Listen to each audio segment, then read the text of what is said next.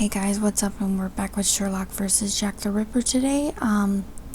This is chapter 3.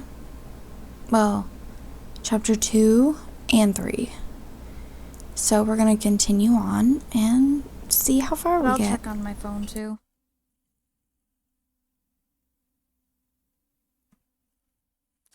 I mean, it's not just that, really.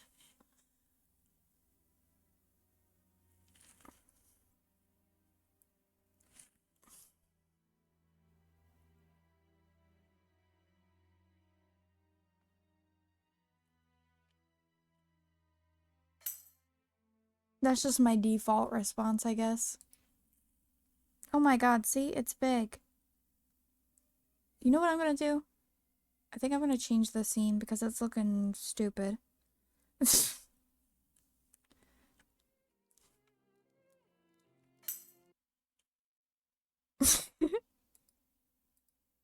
Wait, what did I say?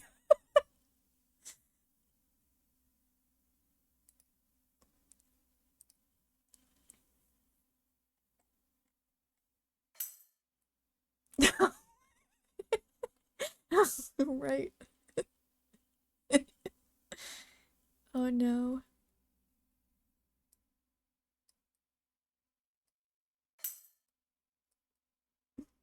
It bothers me when it doesn't fill it in all the way, but like also I don't want it to zoom in too much. Like to where it cuts off things. So, you know what? Whatever.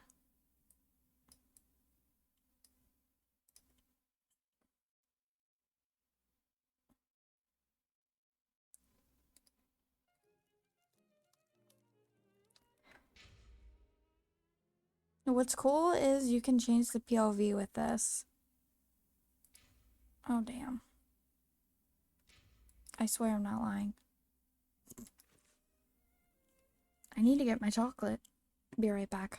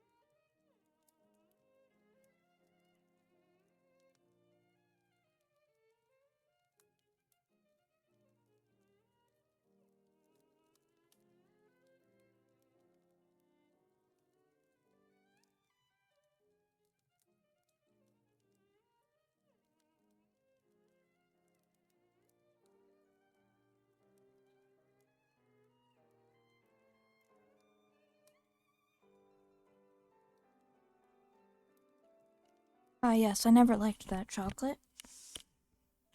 So I got it out of the way first.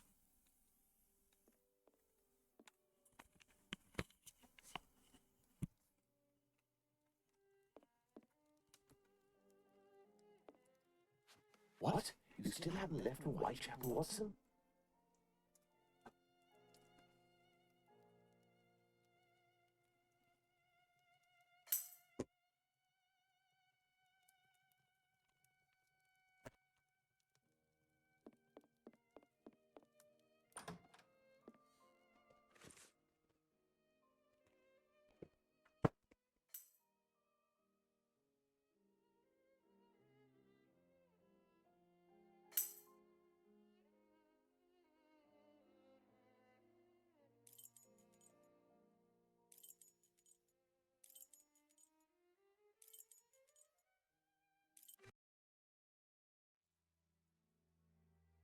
Well, if I follow Holmes's instructions, then to begin my investigation into this leather apron, I must first head to the police station.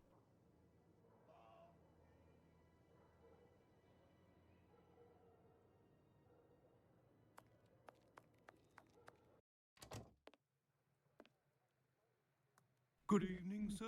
What do you... I know you. You were here last week with Sherlock Holmes.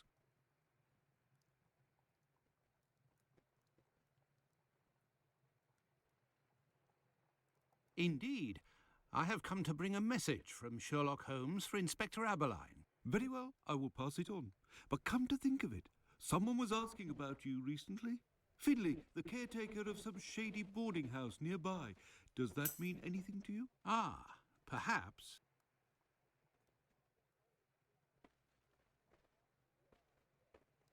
Actually, I read in the Star that you have arrested a suspect called Leather Apron. You shouldn't believe what you read in that rag, sir.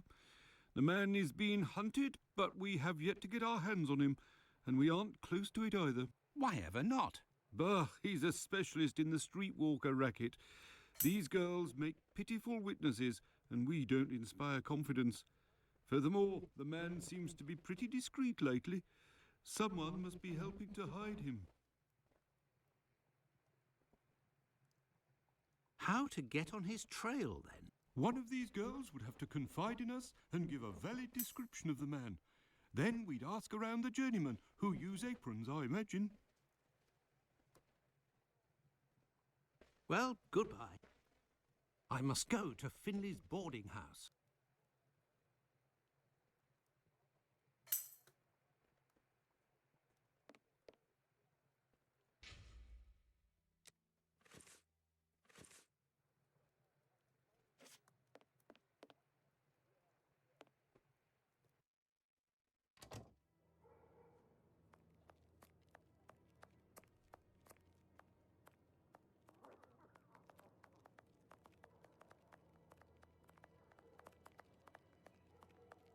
Commercial Street.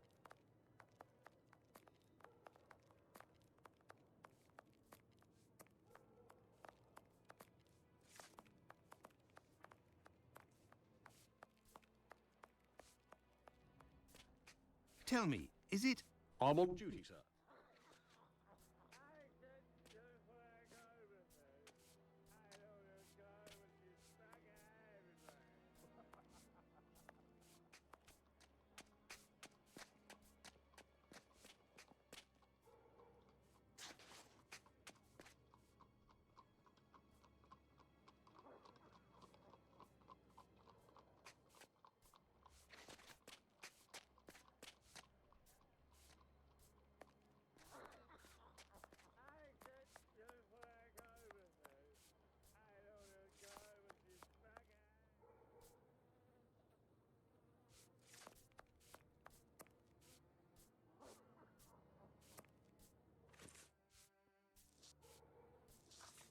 Good evening, Finley. Oh, good evening, sir. Aren't you the gentleman who was with the great detective the other time? That is indeed me, Dr. Watson. Tell me, Finley, I was told that you were looking for us at the police station. Indeed, I wanted to thank you for last time, you know. That vagrant has never set foot round mine again. I even found a tenant, one who pays his rent, I mean. You don't seem very happy, but you were lucky to have found a good tenant so quickly. It's just that this man is very strange. He paid several days in advance and I gave him a key to the place. Since then, he goes out every night and returns at ungodly hours. I'm sure he goes to visit the ladies, but still, every night. And when he moved in, something must have broken in his case and stank up the stairs in his room for 2 days. I think it was a jar. It must be over there.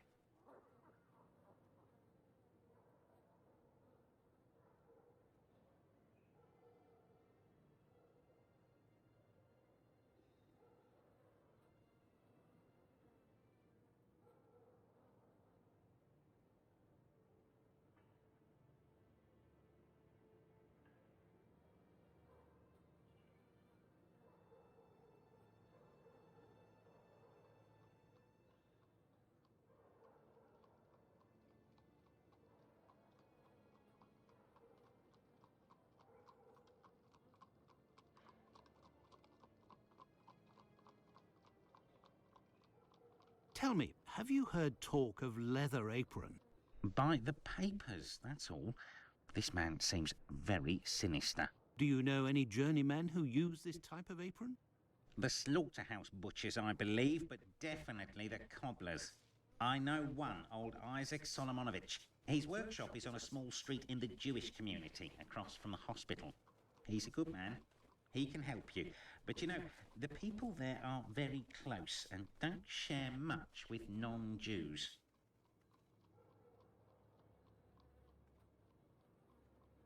Thank you, Finley. At your service, sir.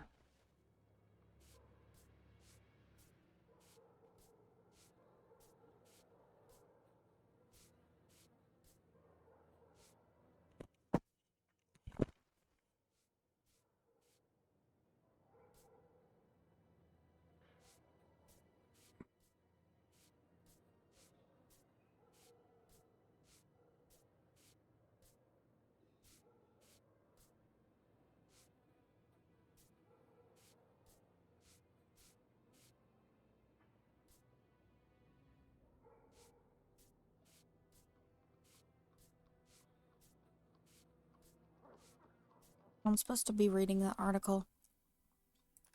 Leather Apron. The sense of fear which the murder of the unfortunate woman Nichols has thrown over the neighborhood, and especially over her companions, shows no sign of decreasing. A number of the street wanderers are in nightly terror of Leather Apron. One of our reporters visited one of the single woman's lodging houses last night. It is in Thrall Street, one of the darkest and most terrible-looking spots in Whitechapel. The house keeps open until 1 o'clock in the morning, and reopens again at 5. In the house nightly are 66 women, who get their bed for 4D. The proprietor of the place, who is also owner of several other houses of a similar character in the neighborhood, told some gruesome stories of the man who has now come to be regarded as the terror of the East End. Night after night, he said, had women come in a fainting condition after being knocked about by Leather Apron.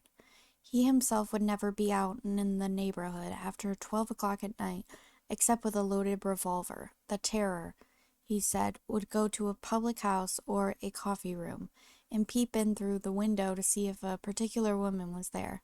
He would then vanish, lying in wait for his victim at some convenient corner, hidden from the view of everybody.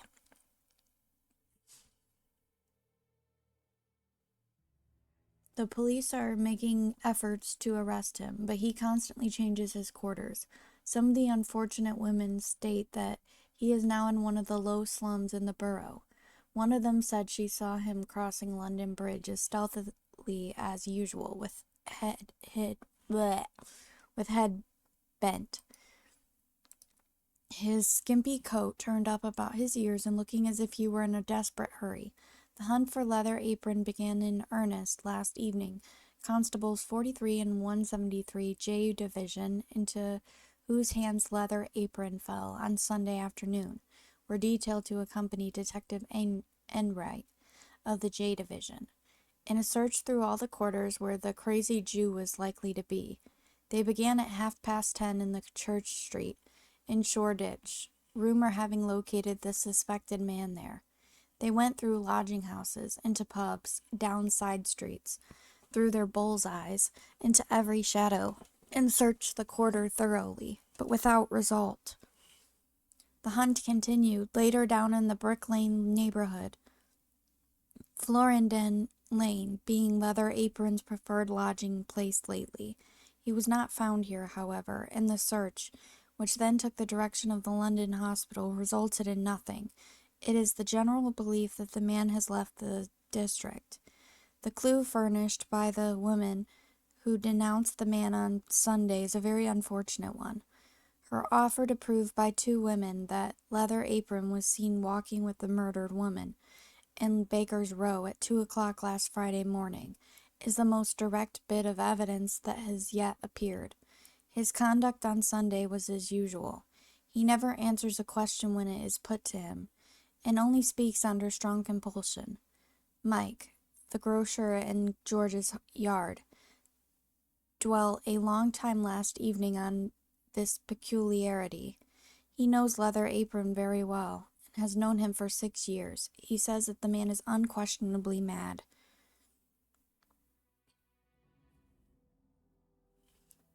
And that anybody who met him face to face would know it.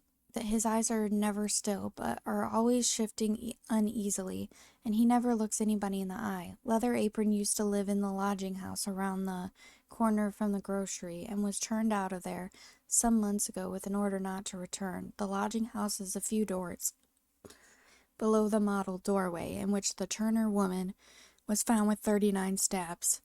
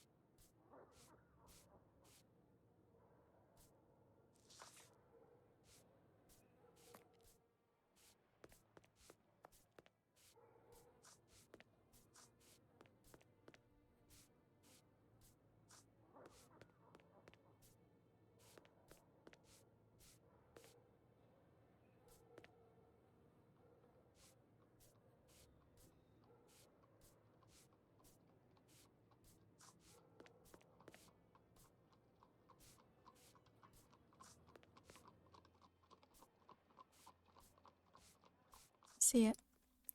Broken bottle. This odour is very strong indeed, but the whole neighbourhood as such has a dreadful stench. Finley might have an idea as to what this jar had contained. What do you want, Doctor? You're right, the pieces of the jar that your tenant broke do give off a strange smell. It's true. That's quite normal given his trade. Yes, and what would the trade be of your strange tenant? A doctor like yourself, I believe. Dr. Tumblety, a foreigner. Canadian, perhaps. Dr. Tumblety. It might be interesting to know more about him. Thank you, Finley. At your service, sir.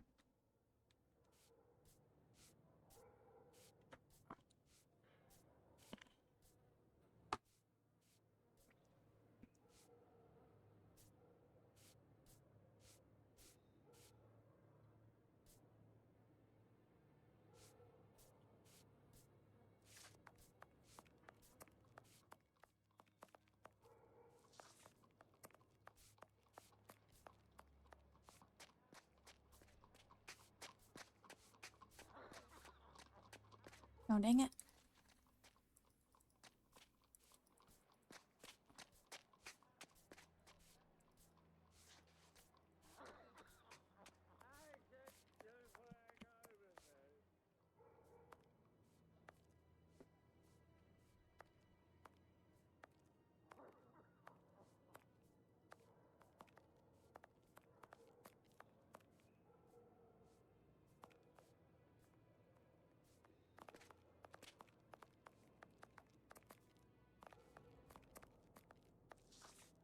Oh, it's you. I'm coming. Dr. Watson, how are you? Well, and yourself? And how's your uncle? Well, he sleeps a lot, but he doesn't seem to be suffering. Your medicines work wonders. Thank you again. It was the least I could do. I have come to see you about a certain Leather Apron. Have you heard of him? Oh, yes, of course. Terrible things are said about that man. Have you ever come across him? Goodness gracious, no. But I know that he has threatened and taken many girls in my situation. I don't know what more I can say, but Bella will be able to tell you some.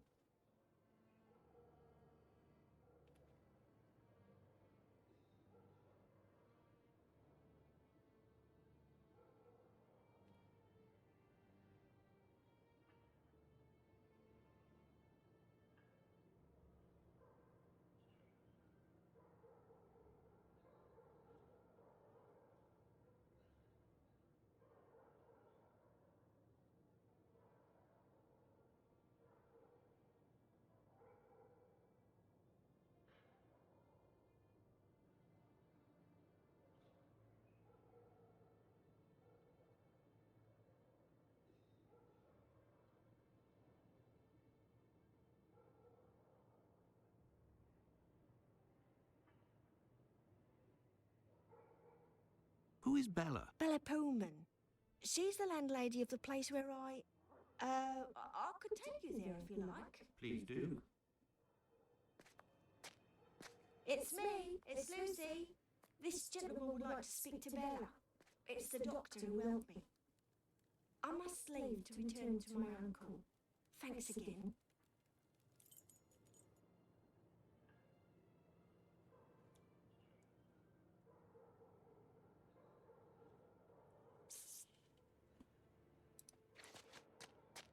No, it would be better not to insist.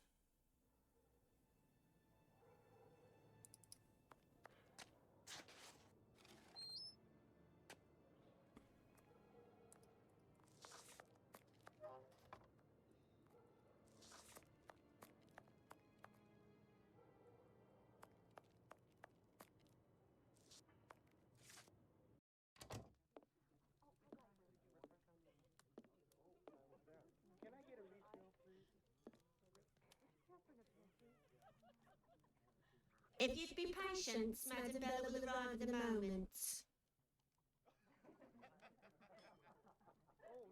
Good evening. I am Dr. Watson. It is young Lucy who told me to come see you. Ah, so you're the good Samaritan who saved her uncle without asking for anything in return. And now you've come to see me, no doubt, to explain that the poor little thing doesn't belong here, and you will see to her future. Well, if you expect me to let her leave with you. It's not that, Ma'am. You should know I am a married man. And why should that matter? I believe there has been a misunderstanding. The reason that Lucy sent me here is that you may be able to give me some information about Leather Apron. Are you a doctor or a constable? I am most certainly a doctor, but I am acting in this matter in a private capacity, and I would like to find this man. Well, if you're able to rid us of him, I'll give you a week's worth of free passes. That man is a thorn in our sides. He spies on the girls in the streets and watches them inside the houses, spying through the windows. And as soon as they're finished with the client, he jumps on them without any warning and forces them to give him their money. I've never seen him, but one of my girls was attacked by this man, and she said that he wore a leather apron and carried a knife. And his face, oh, he has a horrible head, with rat's eyes and a deformed mouth. She even said that she knew his name, Pizer or Pizer, I think. But I don't know where she can be found. Margie, Nutcracker, the girl I'm talking about, could tell you more, but I had to let her go last week. Why did you let Margie go? The poor girl caught a shameful sickness, and the symptoms have attacked her face, if you know what I mean. So I gave her notice, and a little bit to help her along. I don't know where she is now, but she'll certainly be getting treatment at the clinic if she's still in the neighbourhood. Did you speak to the police? What would they do? Who cares about the girls in the streets?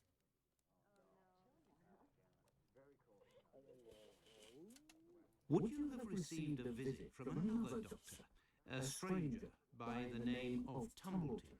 I'm just like you, Doctor, sworn to secrecy in my profession.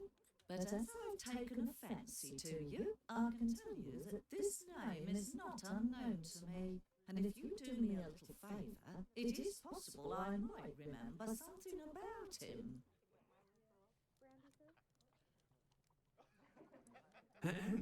What kind of favour must I do for you? You see that man over there? He's a rich artist, a painter, a regular client round here. Well, yesterday he came and left his cane in the umbrella stand in the hall before going into one of the rooms. Well, when he returned to this room, the cane had disappeared.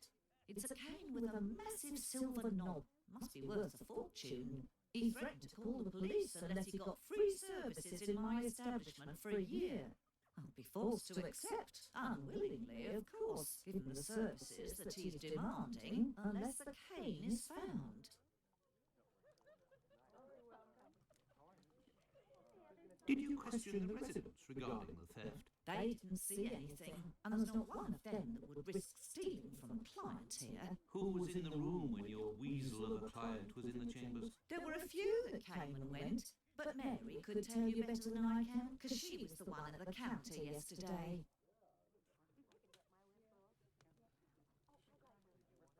Thank you, Ma. No problem, my angel.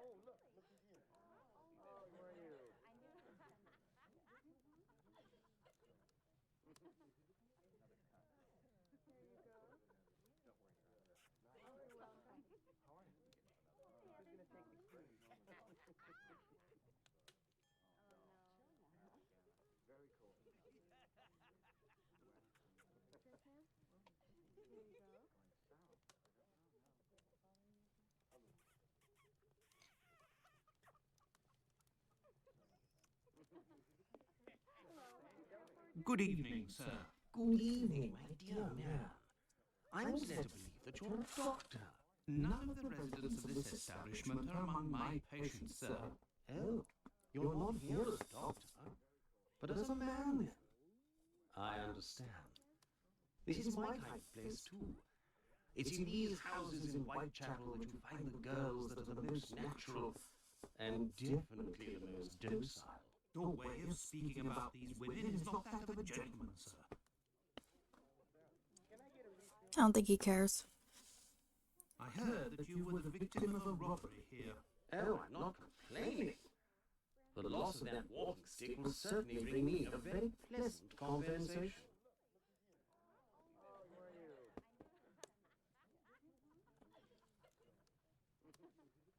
What does your cane look like? The stick is ebony, about 35 inches long.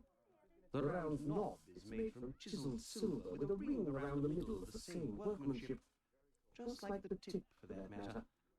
If you find it, don't tell a soul. Keep it for yourself. Got it?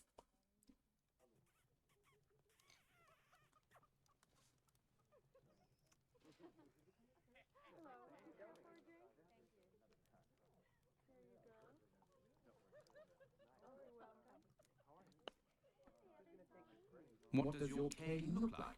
The stick is ebony, about 35 inches long.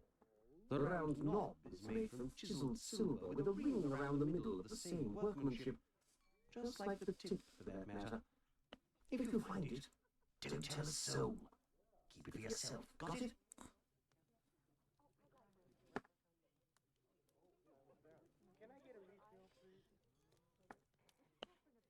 Well, goodbye, sir.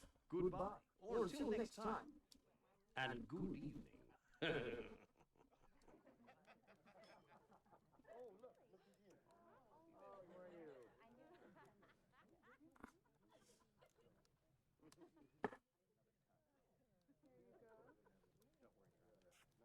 Best not to stray off in that direction.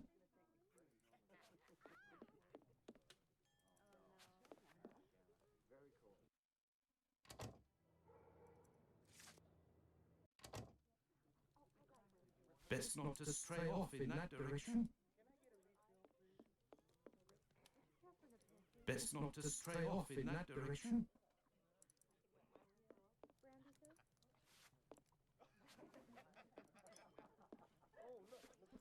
Yes, Dr. Watson?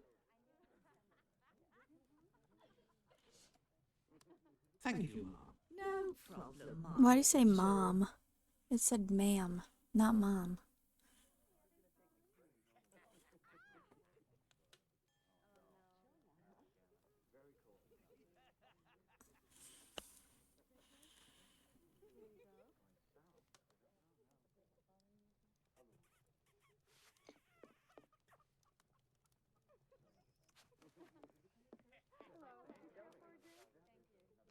What happened to this rug? Oh, it's when we got a cold yesterday. I asked the young man to fill the pail. Came back to put it down, but his feet were covered in soot and he made a black print. Madam Bella said it was my fault and I got a shilling's penalty. I also have to clean the print and it's no picnic. He has immense feet, that boy. I heard that there was a theft yesterday. Did you see anything? No, and I was here the whole time. Who delivers the coal? It's never the same person. I've never seen that lad before.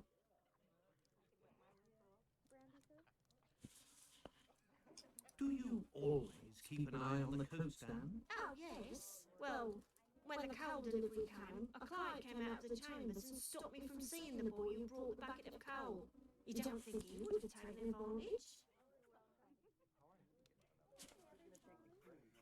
Who delivers the coal? It's never the same person. I've never seen that lad before. Who delivers the Damn it, I didn't mean to do that. Until next time, miss. With pleasure, sir.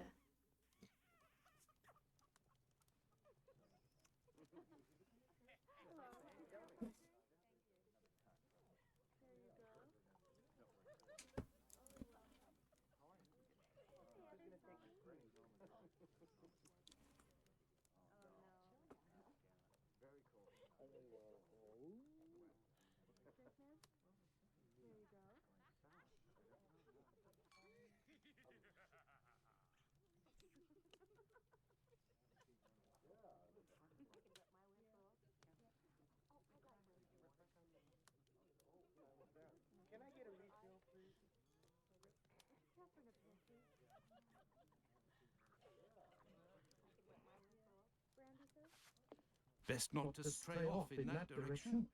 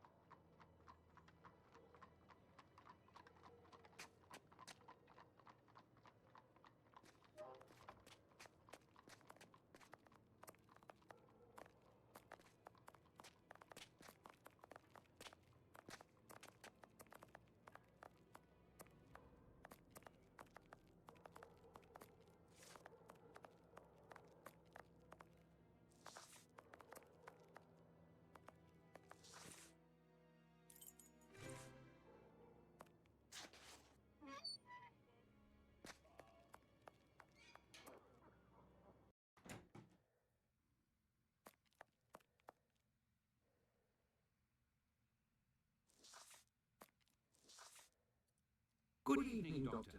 My name is Dr. Watson. Pleased to meet you. Good evening.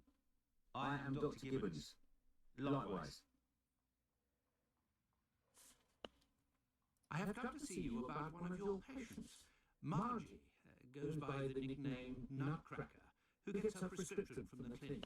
Nutcracker. She's a lady of the night and is afflicted with a venereal disease. I know who you're talking about. Indeed, Margie has syphilis and is being treated with mercury. Do you have her address? No. And for your information, she left London for good 3 days ago. She felt threatened. Margie felt threatened. But by whom? I believe that Margie was particularly scared of a terrifying man who attacked her once.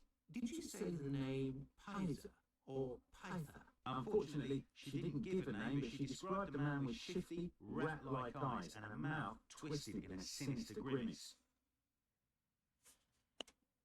Did Margie have any idea where this man who terrified her so much might be found? No, but she told me that another girl who'd been attacked like her had told her that this man worked in a cobbler's run by an old Israeli. Also, she saw him again last week the night of a big fire. She told of going to see the fire like most everyone else in the area. While there, she recognised her attacker in the crowds gathered at the warehouses. There was no mistaking a face like that, she said. She kept an eye on the man the whole time the firemen were working in order to avoid him. Did Margie have any idea where this man who terrified her so much might be found? No, but she told me that another girl who'd been attacked like her had told her that this man worked in a cobbler's run by an old Israeli. Also, she saw him again last week the night of a big fire. She told of going to see the fire like most everyone else in the area. While there, she recognised her attacker in the crowds gathered at the warehouses. There was no mistaking a face like that, she said. She kept an eye on the man the whole time the firemen were working in order to avoid him. Goodbye, Dr. Gibbons. Until we meet again, my dear colleague.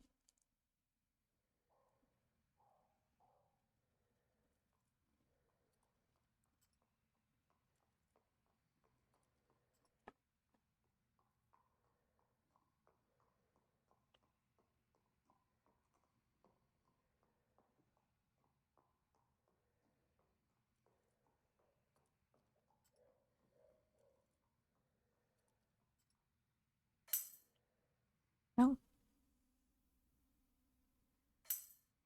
Oh no, you're good. You're good. How was your shower?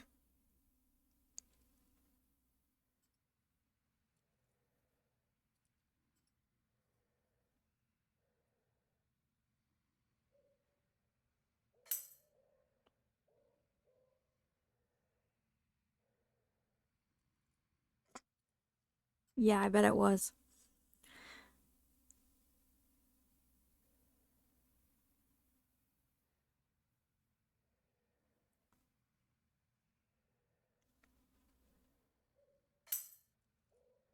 No, not anymore.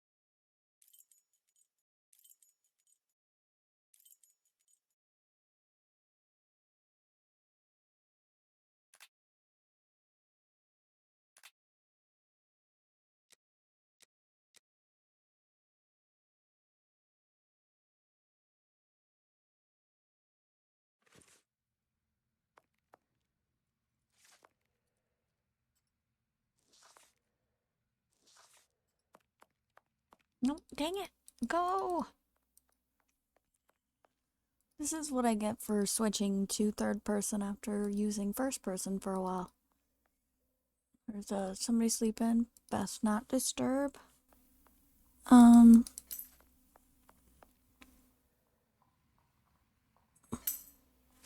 No, not really. I mean, like, a prostitute has syphilis.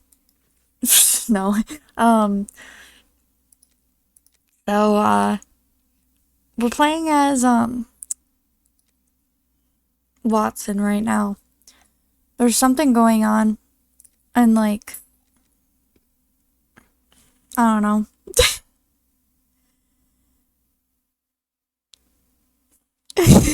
Yeah, you know. I thought you might like to know. But not too much. You didn't miss too much. There's something I need to find though.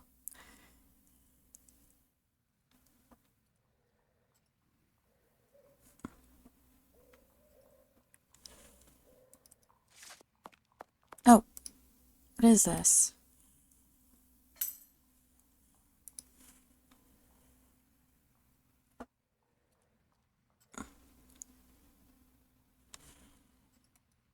I'm supposed to open this.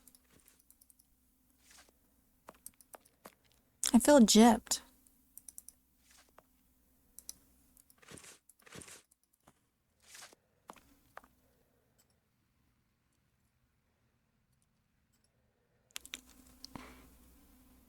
Yep, you gotta write that down.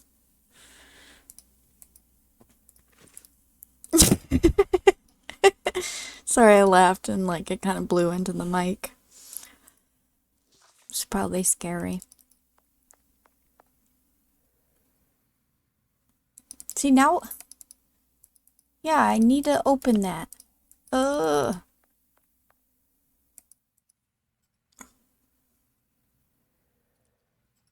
Yep, jot that down.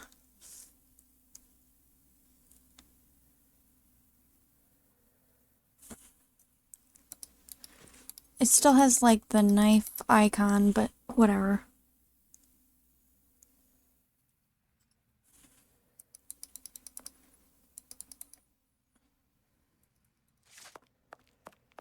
Okay. That's weird. I don't know what I missed, but I'm supposed to open this like brown cupboard here in the back. I guess I'll talk to this man again. What can I do for you? Goodbye, Dr. Gibbons. Never Till we meet mind. again, my dear colleague.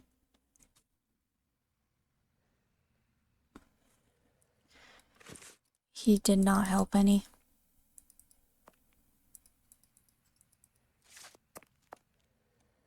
I will switch to first person.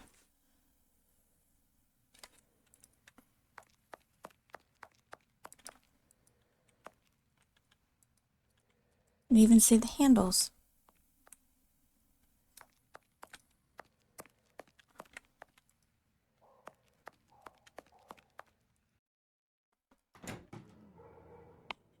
This interview with the doctor revealed an important fact.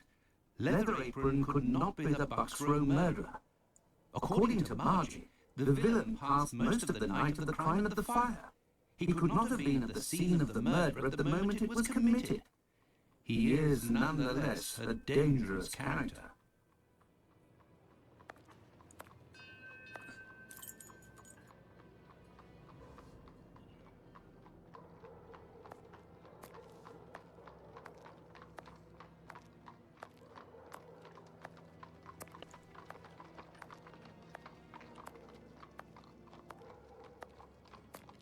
I was supposed to do a puzzle.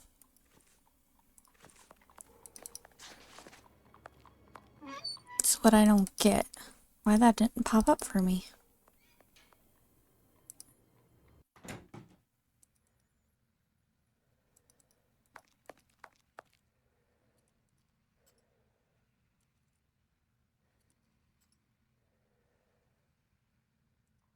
A large black footprint.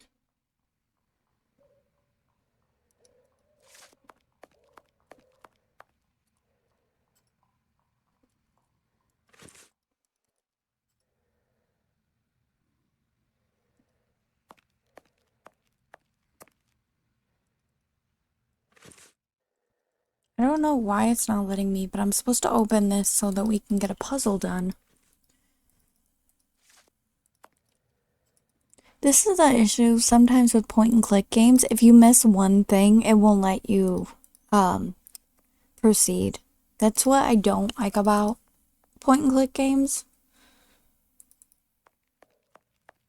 You gotta be thorough, but I mean sometimes certain things you forget to do or don't or think that you've done but haven't done. So I'm gonna like go through the conversation again. Oh, footprints. Doctor, but who made the large black footprints there near the beds? The brother of my patients. The poor thing had a leg amputated after colliding with a carriage. We arranged to find her a prosthesis. Prostheses are very expensive. How did this man pay? He told me that one of his uncles gave him a walking stick with a chiseled silver knob. I agreed to set this knob in exchange for a simple prosthesis with harness. But this is of great value, and I could finance half a dozen other prostheses by selling it on Petticoat Lane. Doctor, I have reason to believe that the silver knob that you possess is from a cane that was stolen by the man who brought it to you, and I believe I know to whom it belongs. That's what I was worried about. The story of the uncle seemed a little strange. Nevertheless, you must have proof of what you claim. I will show you all of the knobs that we have here. If you find the knob that the young man gave me, I will believe you. So be it, but something is bothering me. I will need a complete cane, not just a knob. Don't worry, dear chap, build one. I can loan you some tools. Make use of the odds and ends in my cupboard. It'll get rid of it. Well, I shall try. I will have to remember the description that Sicht gave. Goodbye, Dr. Gibbons. Until we meet again, my dear colleague. I should be able to do it now then.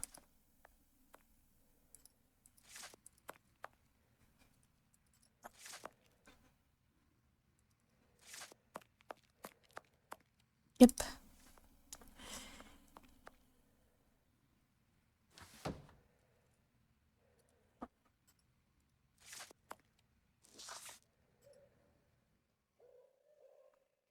Okay.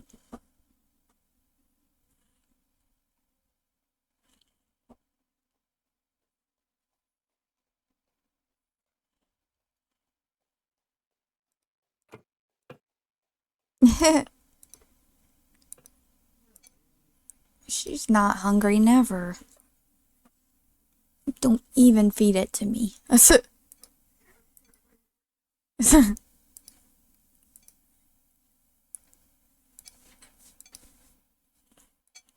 Love you. I love you more. Nuh-uh.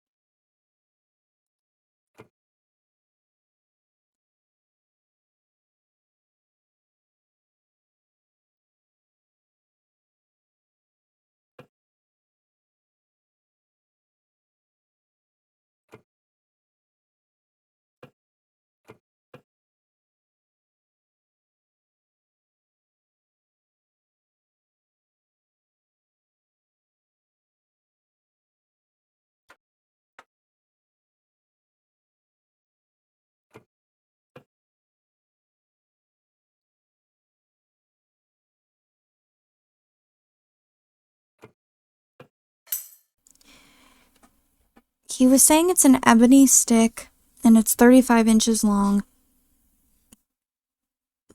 I would say something dirty, but that is not even possible.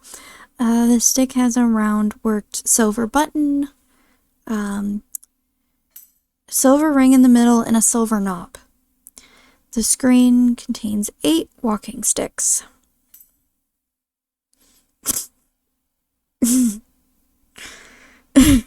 Yeah, you know. There, all done. Okay. Holmes couldn't have done better himself. Silly goose What can I me. do for you, my dear colleague? I believe I found the knob from the stolen cane. I got your knob, you knob. Putting back together. That's the one. And yet I cannot give it to you, Doctor. I will only return it to the police, and only if there is an official complaint against me. Would there be a way to convince you to give me the cane? Find me a dozen solid adjustable harnesses for wooden leg prostheses, and it's yours, Doctor. Goodbye, Dr. Gibbons. Until we meet again, my dear colleague.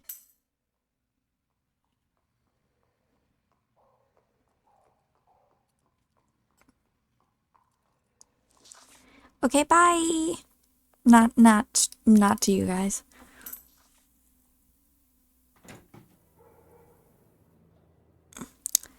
What you got against white swans?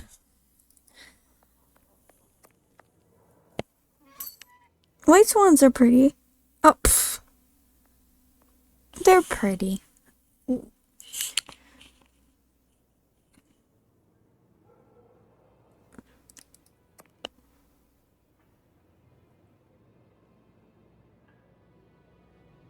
Hello, sir. Tell me, is it? Oh, I know you. Why'd he ask that like a question?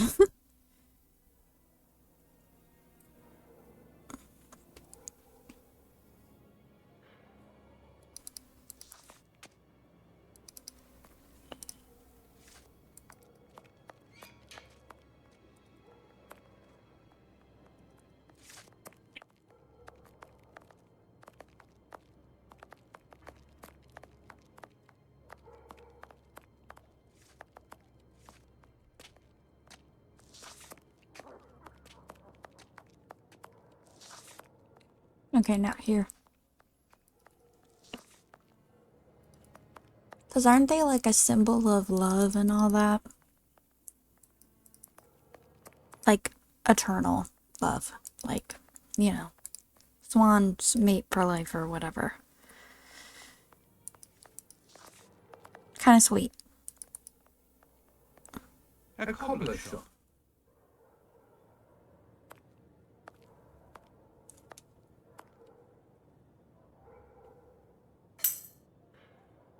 Yeah, it's sweet. There's nobody here. How very odd.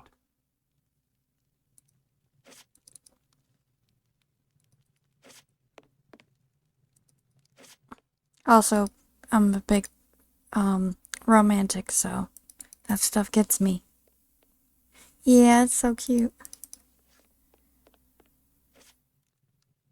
I say, these things look like harnesses. Oh my, they are noisy. Good evening, sir. Pardon the interruption. The door That was beard. open. I didn't think that I would find anyone working at this hour. Good evening, sir. I didn't hear you come in.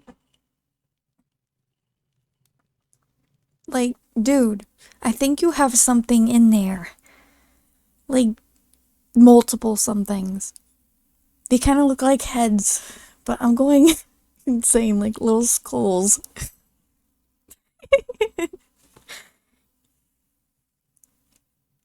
Say, those things that make noise, they are really harnesses, aren't they? Yes, horse harnesses.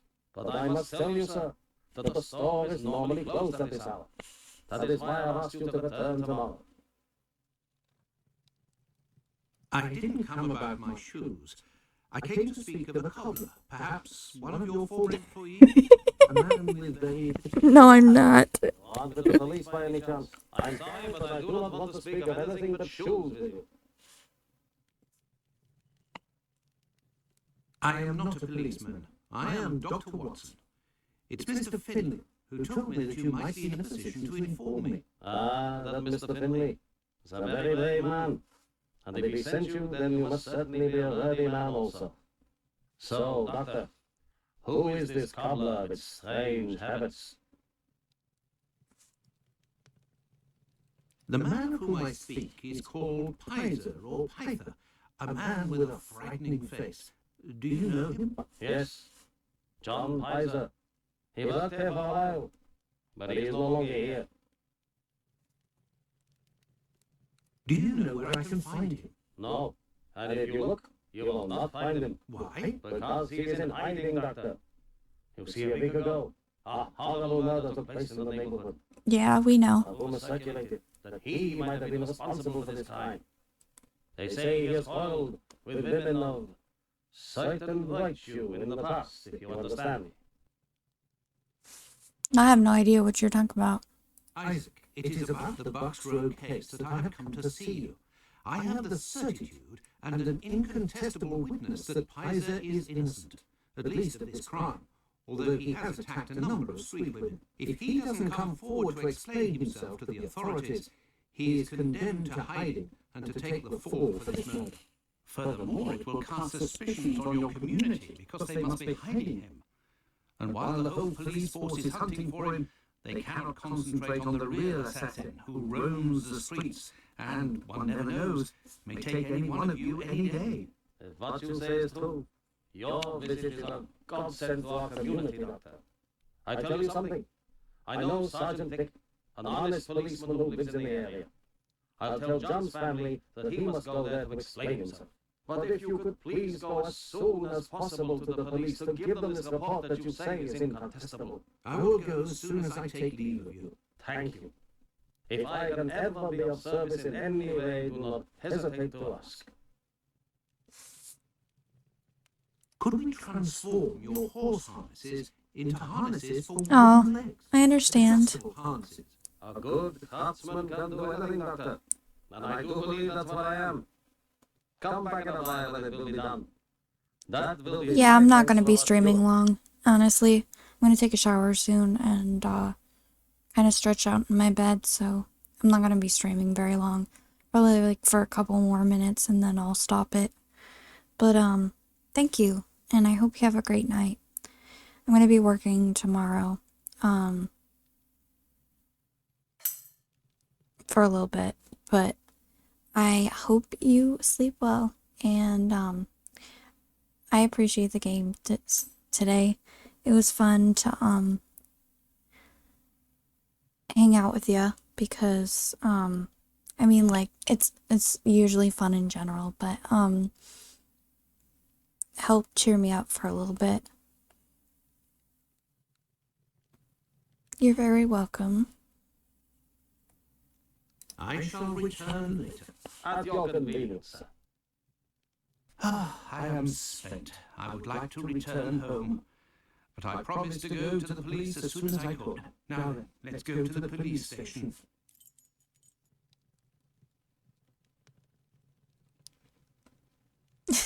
Yeah, of course. You're very useful. Yeah, same here.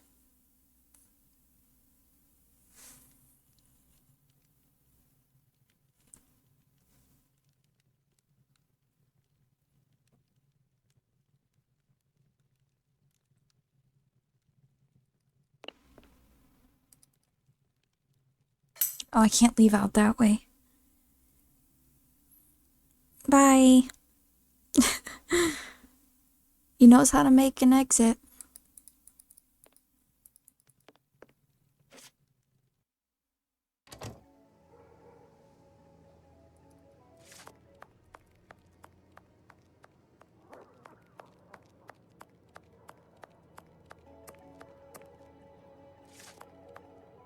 This isn't where I need to go.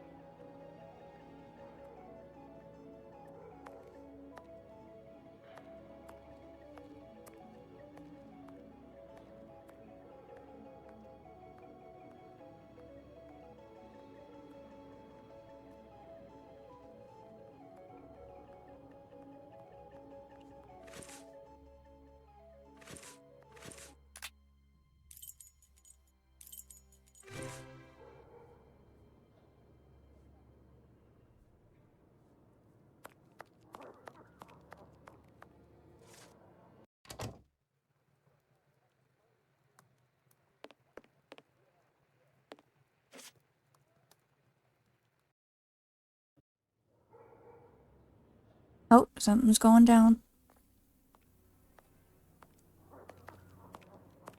Will you? Damn. Yes.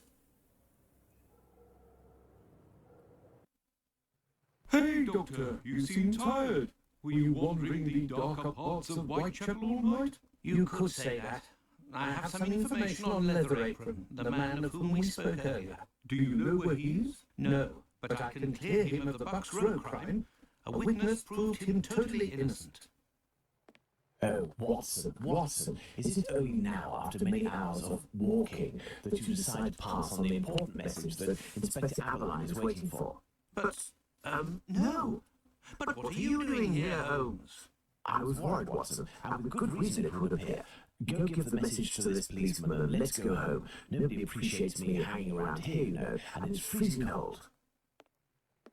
Ah, Cradle, none too soon. You will take the testimony of this. No, you continue with your duty shift. I must find Chandler in Amber Street. He struck again. Who? The murderer, the Bucks Row assassin. Hanbury Street, let's go, Watson. We have no time to lose.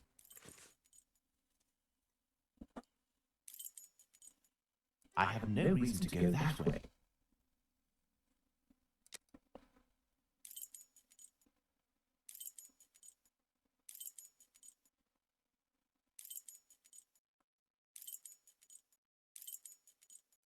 I have no reason to go that way. What'd they say?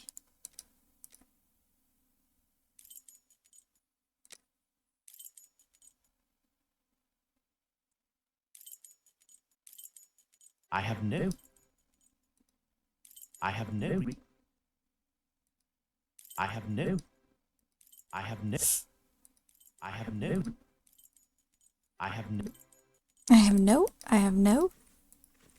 Let's just go.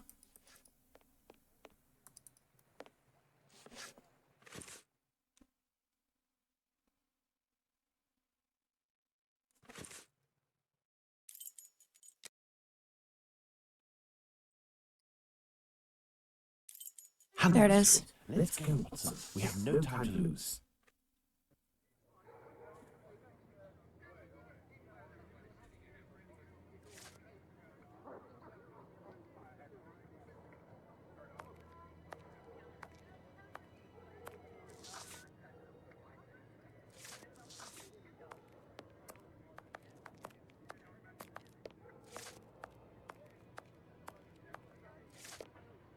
You're all good for nothings. Thugs, vermin. Keep going, Mr. Holmes. She's there. We didn't touch a thing.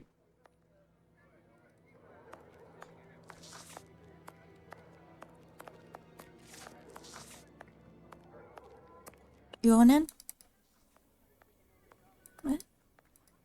What the hell's going on? Why is he not walking right?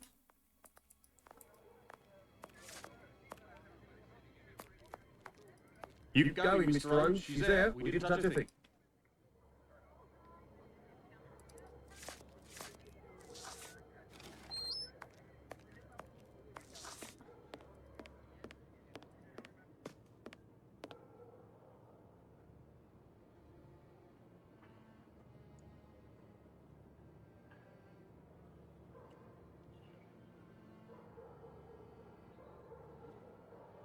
It was very good of PC Chandler to let us pass. He said no one has touched the corpse. It's the perfect opportunity for us to put our skills to the test. Watson, let's not waste it.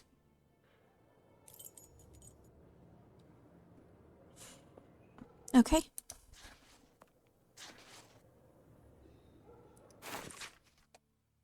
Scrap of an envelope found at 29 Hanbury Street. The sense of fear which the murder of the unfortunate woman Nichols has thrown over the neighborhood, and especially over her companions, shows no signs of decreasing. A number of the street... This is right, I think. Wait, no, we already read this, I think. A torn envelope. It smells of rubbing alcohol. It contains 3 pills. I will take one. 2 should suffice for the police. I will take one. No, he's gonna give 2 to the police. Envelopes near the victim's head. An envelope was brought out by the victim. Huh?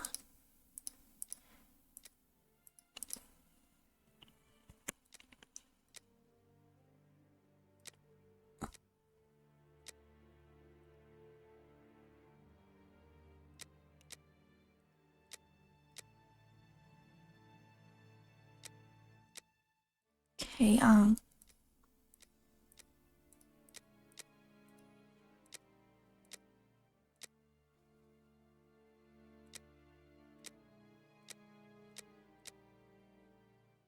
right.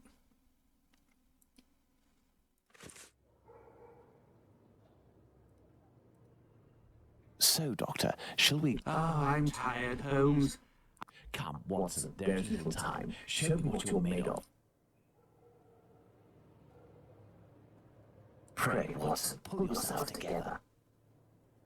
Can you establish the time of the crime? The extremities of the corpse are cold and rigor mortis is beginning to set in. I would say that the murder was committed over 2 hours ago, before 4:30 a.m.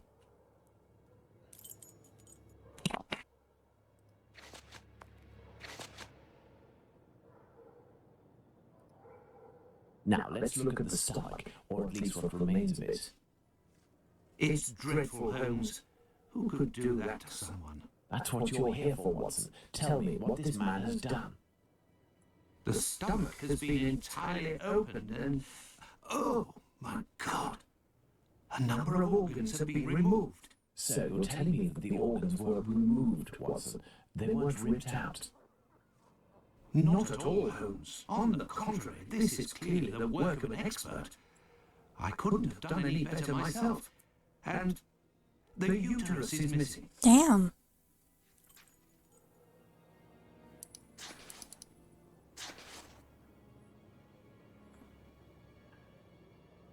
Let's look at this poor woman more closely. Oh, the bruises. A bruise. The victim's face appears to have bruising, wouldn't you say? Under the maxilla and cheek. There is less on the right side. Yeah. The tongue is swollen. Look at her neck. What can you tell me? There are 2 incisions.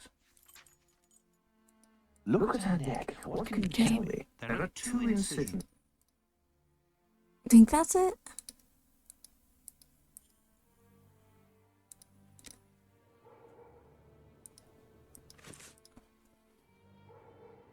A piece of coarse muslin. 2 combs, curiously arranged.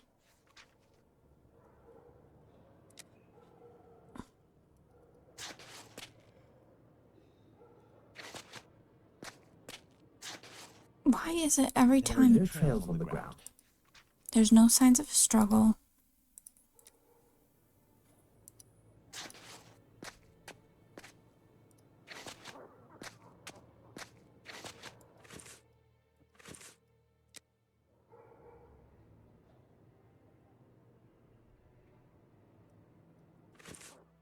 I'm trying to look at the blood stain.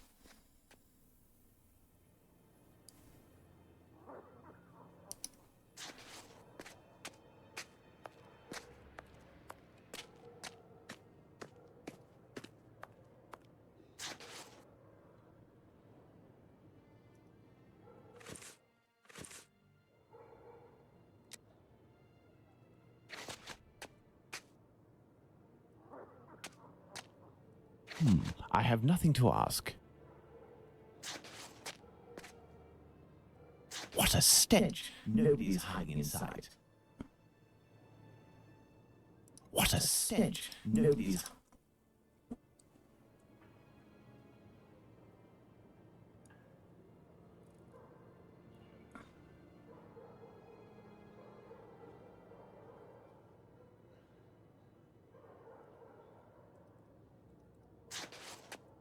Flick with your loop on the bloodstain off.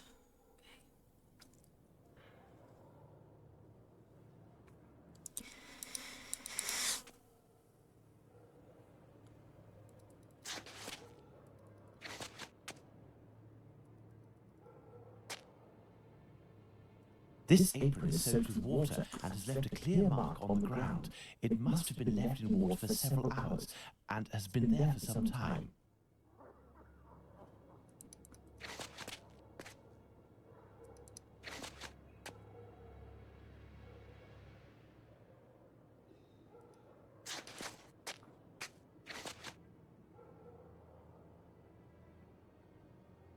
What are we doing, Holmes? There are no trails on the ground. There's no sign of a struggle.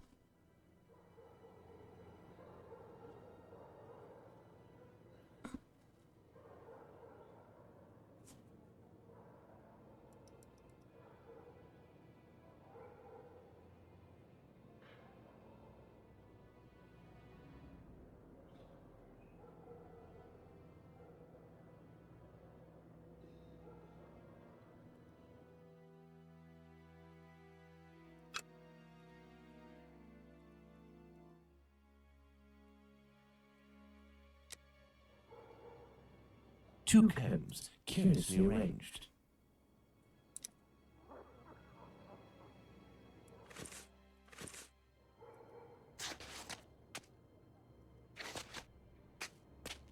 Hey, hold on. This fence separates the courtyard from the neighbour's 27 Hanbury Street. This fence separates the...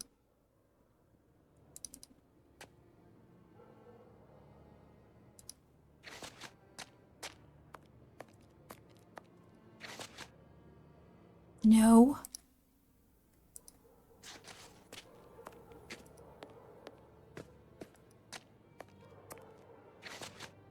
Why is it every time... You see the blood, right? I seen it. It's like right by the door. But it won't let me do anything.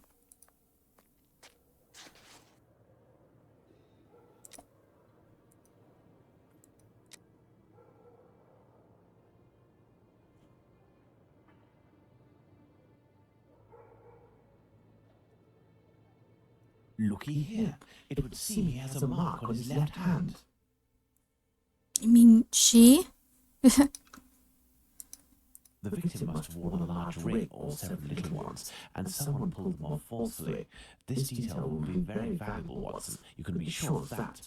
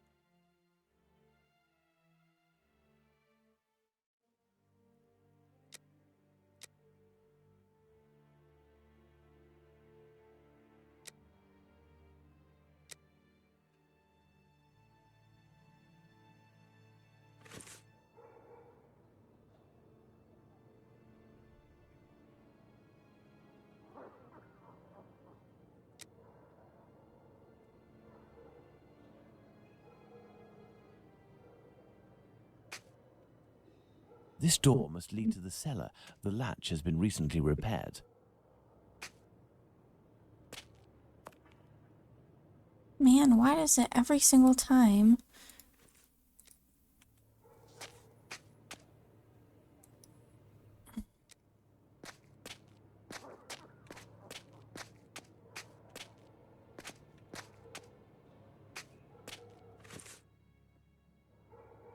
This fence separates the courtyard from the neighbour's 27 Hanbury Street.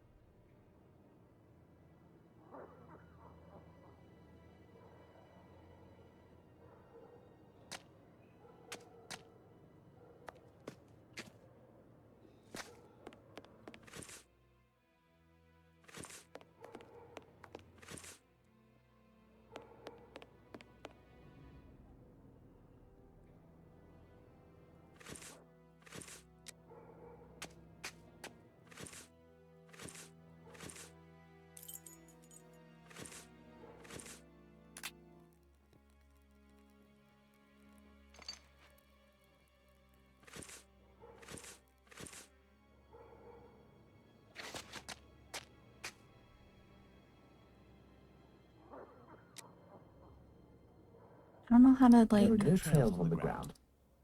I get that.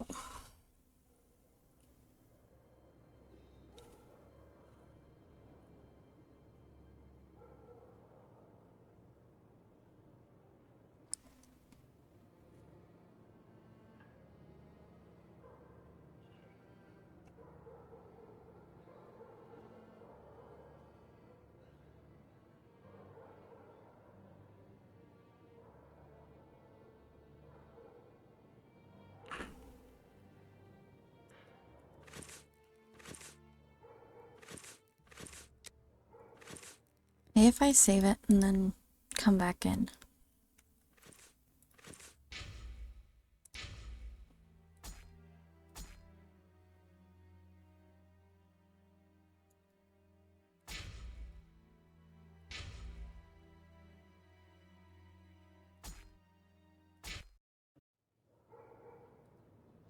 No.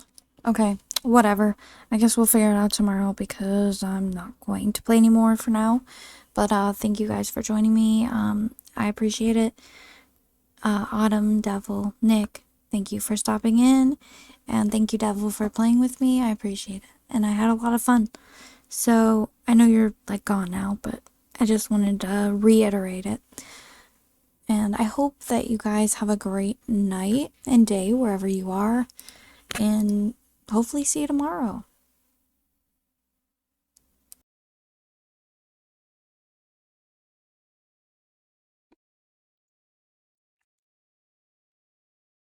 Alright, I'm not sure if this is working or not. I'll double check, but unsure right now. So I'm gonna check on my phone, make sure it's working. I need to also write something down. Well, not write something down, but I have to change the title of the stream.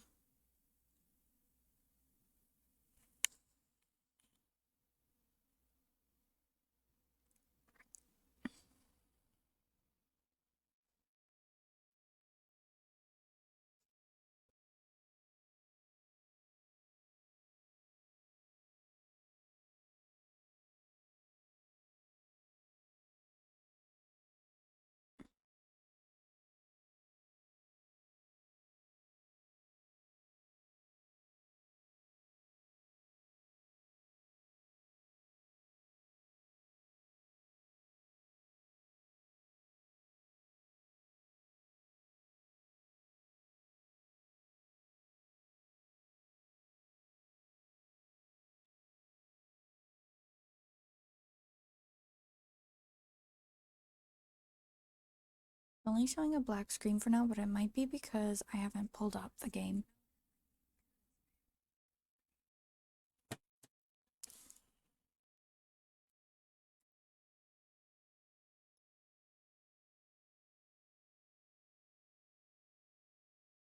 Let's see if it's working now.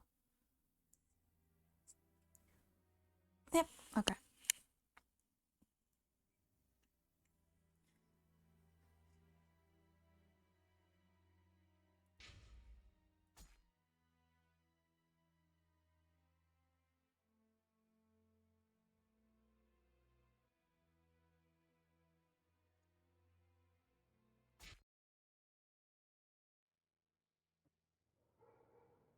Ooh, I remember I was having such a hard time because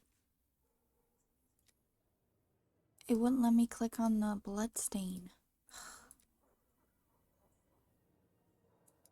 So annoying. Like, it always, like, defaults goes to her. This is bananas.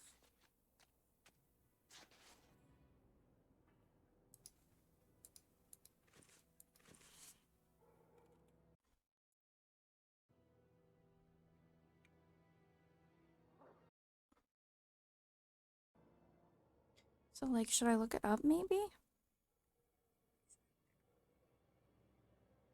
Maybe there's some kind of quick fix.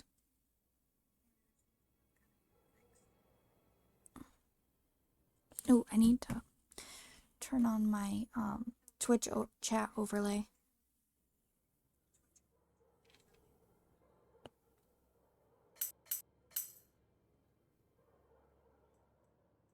There we go.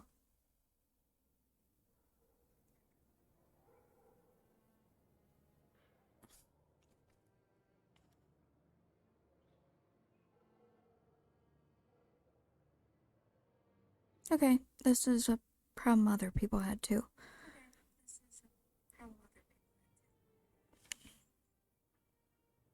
Okay, when clicking on the clues, da da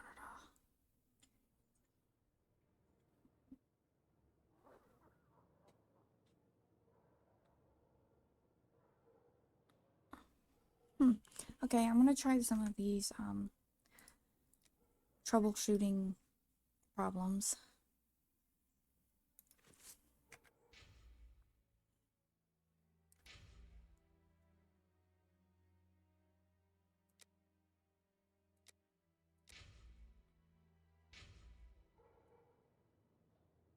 The blood is a dozen There we go. inches or so from the ground. Bloodstains on the wall.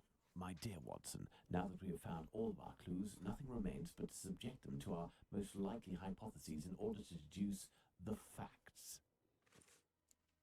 Blood on the fence is a dozen inches off the ground. Some blood spurted on the wall near the stairs.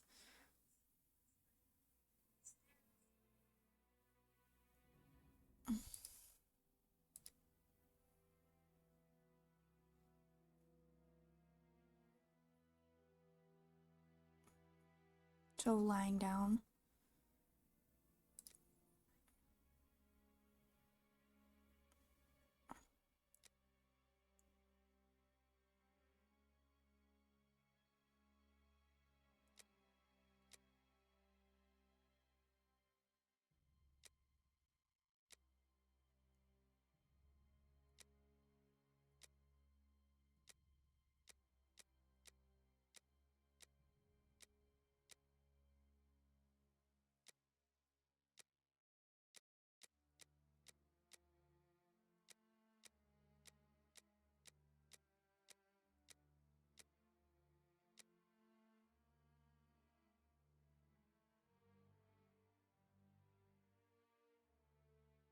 He is left.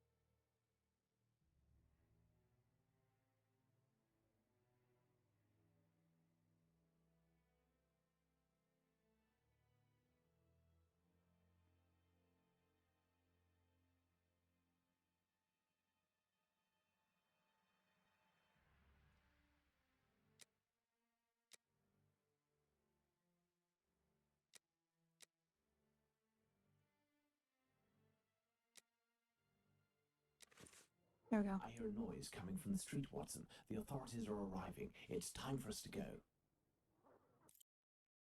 Holmes has been locked away in his room for days, always saying the same things.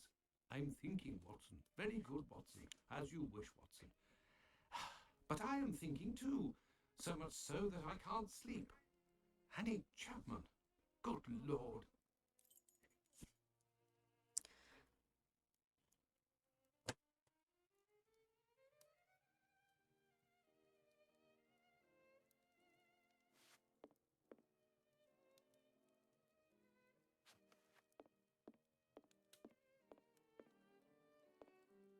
I have no reason to go that way.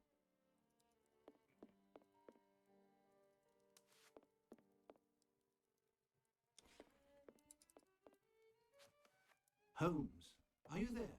Are you sleeping? I'm thinking, Watson. Are you ever going to quit these four walls? If you continue to shut yourself away like this, I will have to abandon the story of your adventures and write an essay on the fascinating colour of this closed door. Very good, Watson. Stop ignoring me! Didn't you say that we need to assess the case of this madman? I, too, can be driven mad, Holmes. I'll order Mrs. Hudson to stop bringing you food. I'll get some straw and a can of lamp oil and smoke you out like a common fox. And if you still don't come out, I'll... As you wish, Watson. Oh, Holmes, I despair of you.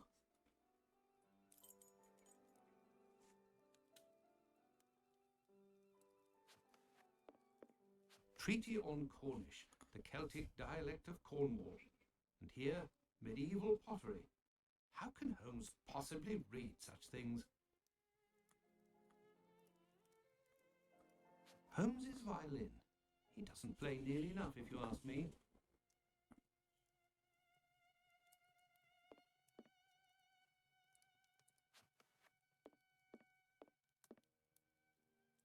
Colonel Gordon, during the last adventure of the resident patient. This is how Holmes stores his post. Thank goodness his clients don't see this.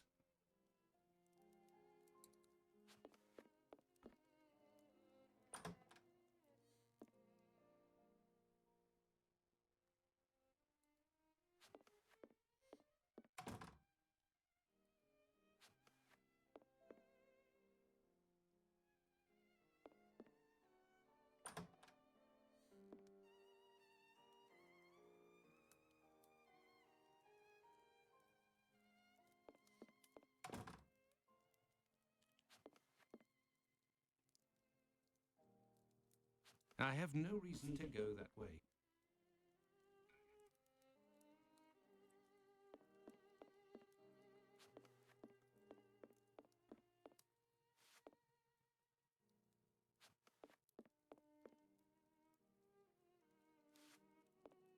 There is nothing more to do here.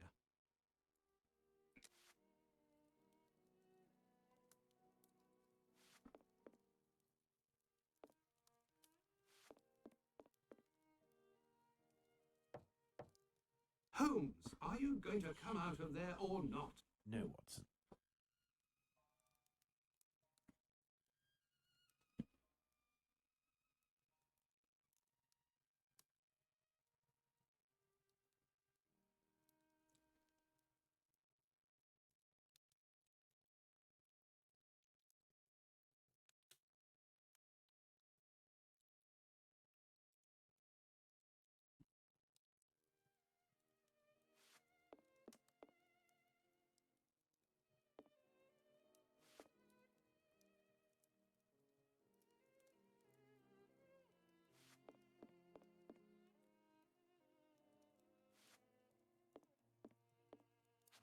Holmes examined the broken jar that belonged to Finley's tenant.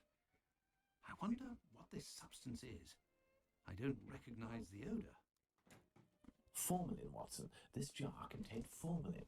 Interesting, don't you think? I've been waiting for something for days. Just the tiniest bit of news that will make sense of this whole matter. But there's nothing, neither from the press nor the police. The what? Oh, it's okay. Police are holding on on to some Thank you. information without realizing its importance, which is quite possible. It is time It's for a you to report journal. to the police station in Whitechapel, Journal. Watson. And didn't you tell me that you had a matter to take care of it? Take advantage of it to learn more about this pill and its contents. Ah, but Holmes, it's late, and spending another night in this district is hardly my idea of entertainment. I know, Doctor, but we don't have any choice. Time is against us. Take your pistol in case you run into any troublesome characters. Fine, as you wish, Holmes.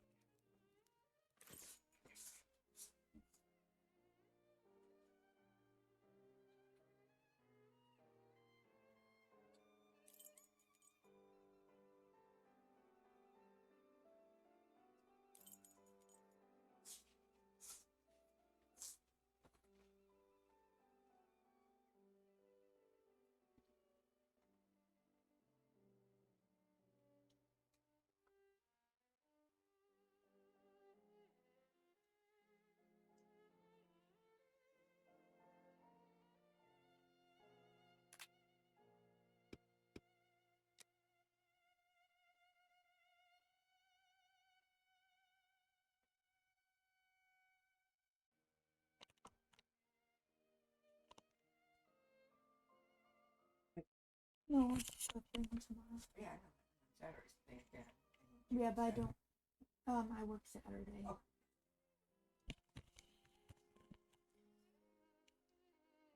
Okay, so Hanbury Street, September 8th, 1888, murder of Annie Chapman. Investigation in the courtyard. The apprentice has nothing of interest. The footprints on the ground are all mixed up. There's nothing to be drawn. Nonetheless, nothing dragged along the ground.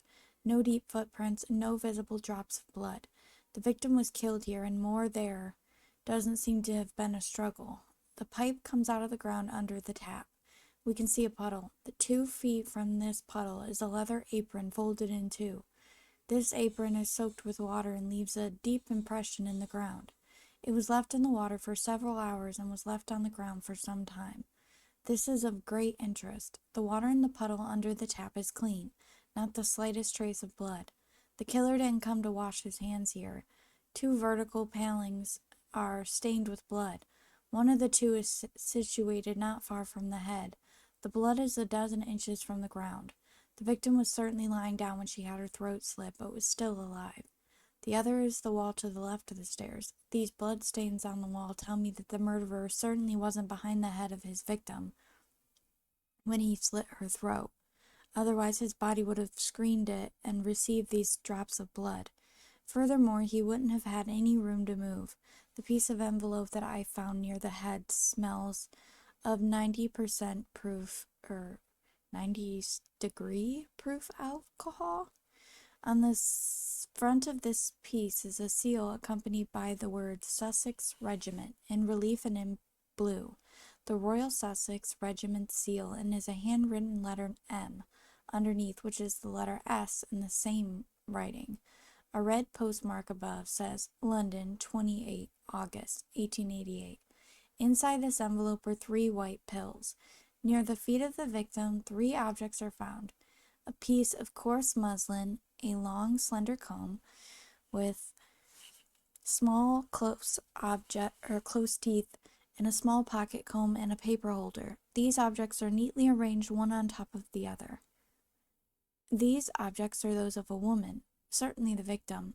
The murderer probably got these objects out of the pocket of his victim and arranged them carefully on the ground in an orderly manner. Fascinating. This way of proceeding reveals a very particular state of mind at the moment of the crime. Examination of the victim. Watson was able to place the time of the crime, before 4:30 in the morning. The tongue is swollen, like the Bucks Row victim. This one was partially strangled before being subject to the assaults of her aggressor's blade. 2 incisions to the neck from the right to the left. One going around the neck, the other stopping in the middle and being pushed more. He wanted to decapitate this woman. The wound that goes around the neck is shredded and not all of one go. The man inflicted it in little jerks with a very sharp blade. Contusions on the face, a large bruise but presumably old on the right temple. Others are found on the left side of the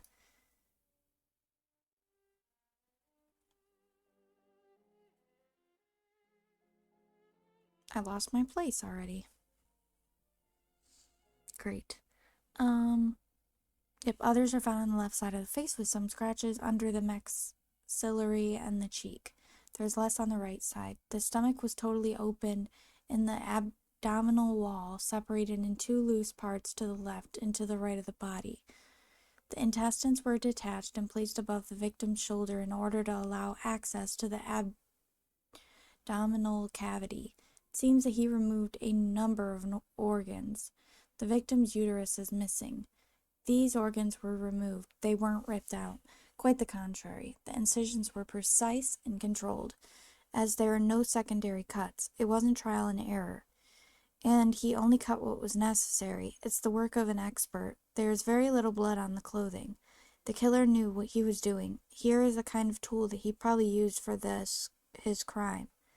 A very sharp knife with a long and rigid blade, perhaps the same as the one that slit her throat.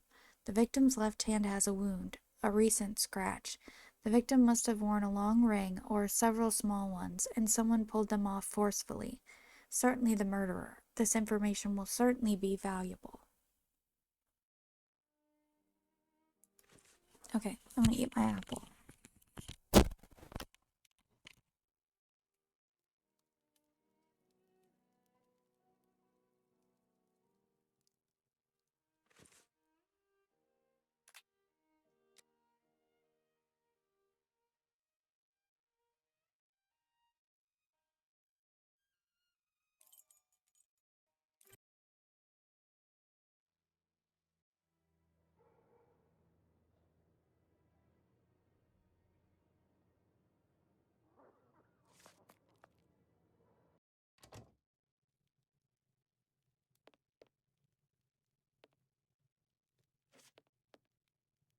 Good evening, Mr. Solomonovich. Good evening, Doctor. What a pleasure to see you again.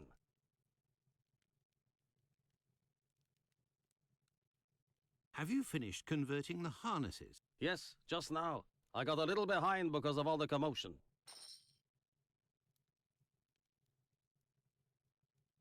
Commotion? Don't you start. 3 days ago, the very afternoon that you passed by, there was a chase throughout the neighborhood. Hundreds of people were chasing one man, claiming he was responsible for the murders these last few days. Schmonz! It was awful. I hope those maniacs didn't catch him. Better the police should.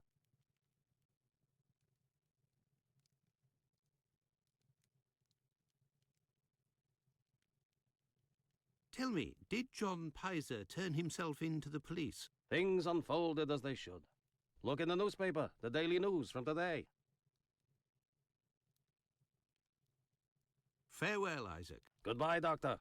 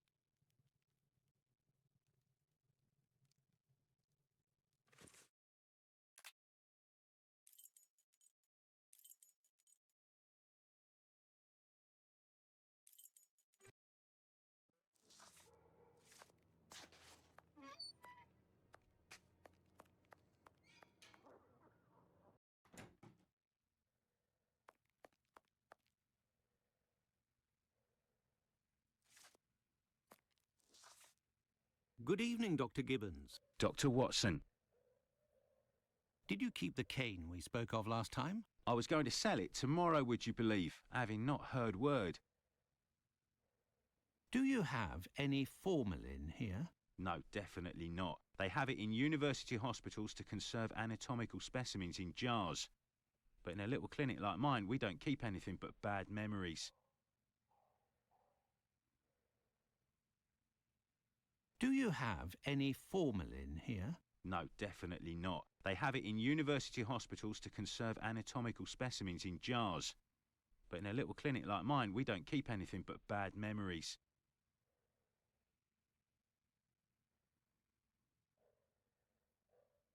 Well, farewell, Doctor. Goodbye, Dr. Watson.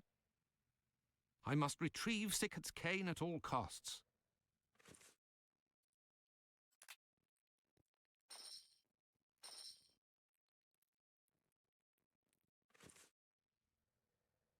Yes, Doctor? Here are your harnesses, Doctor. They are top quality, I'd say. Definitely worth the price of this walking stick. Here, it's yours. Well, farewell, Doctor. Goodbye, Dr. Watson. I must go to Miss Bella's.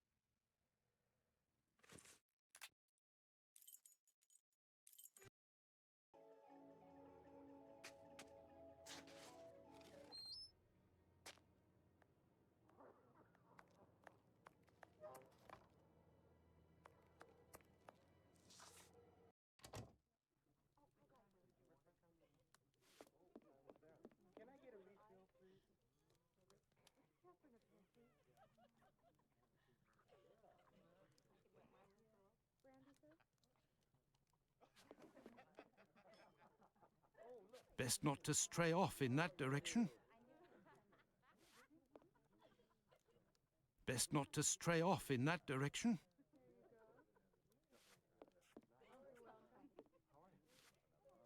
Good evening, ma'am. Your door was open. Isn't that a little dangerous? Hello, Doctor. Don't worry if the looks of anyone who enters doesn't please me. Me and my pistol know how to convince them to leave.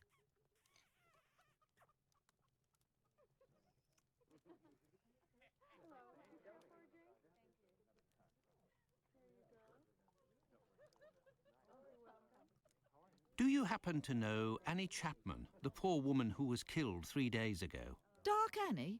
Pff, like all the drifters in the area, I've seen her once or twice. With respect to the dead, Annie really was the bottom of the barrel. What do you mean? Well, in our profession, the pretty young ones go out when night has barely fallen and don't have a problem finding takers. But poor girls like Annie or Polly Nichols, who aren't as tender and are often sick, sometimes trudge around for a whole night in the cold and the rain before landing a client. And that doesn't help their appearances either. They don't have much choice about paying for a bed for a few hours, a glass of gin or a hot meal. How terribly sad. That's the price of survival in Whitechapel, my angel.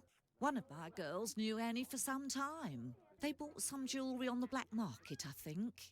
Jewellery? How could Annie Chapman have possibly afforded jewellery? Luxuries for a woman are always relative to her condition, Doctor. As a matter of fact, it was real cheap junk. Annie got 3 assorted brass rings, I think. It's been said I have a memory for jewellery. How is Lucy keeping? She's doing well, Doctor. But believe me, it won't last. Rare are the girls who can build a future in our profession. Very well, I shall let you get back to work, Ma. See you soon, my love.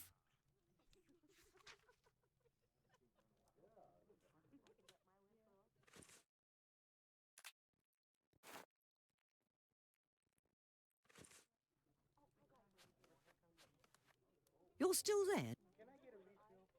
I found the cane that was stolen from your client. Here it is. Doctor, you are a real saint, I can see that. I'll finally be able to present my bill to this damned painter. If by chance you see him, tell him that a little surprise awaits him here. You told me you would give me some information on this Dr. Tumblety. Agreed. He's a Canadian or an American. He parades from time to time through the neighbourhood in a 50-guinea suit and acts like a doctor. But for business, he isn't worth it. This damn Yankee hates women. The few times that he was approached by the girls, he spit on them, all the while hurling insults. It would seem that he was hunting for the bad boys. He's looking for trouble, that animal. Does he frequent any pub in particular? Aye, the Wasp's Nest on Burner Street, I think. A seedy spot even by our standards. Very well, I shall let you get back to work, Mark. See you soon, my love.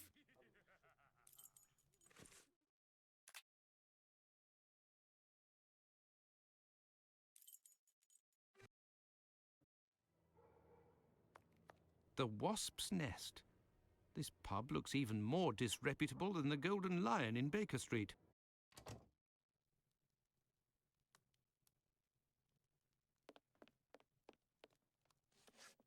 Good evening, sir. It'll be the coup of my career, Governor said. Ha! You'll make loads of dosh of the paper, he said. You're a journalist? That's so. Tom Bulling at your service. The Whitechapel ferret, the wizard with the scoop.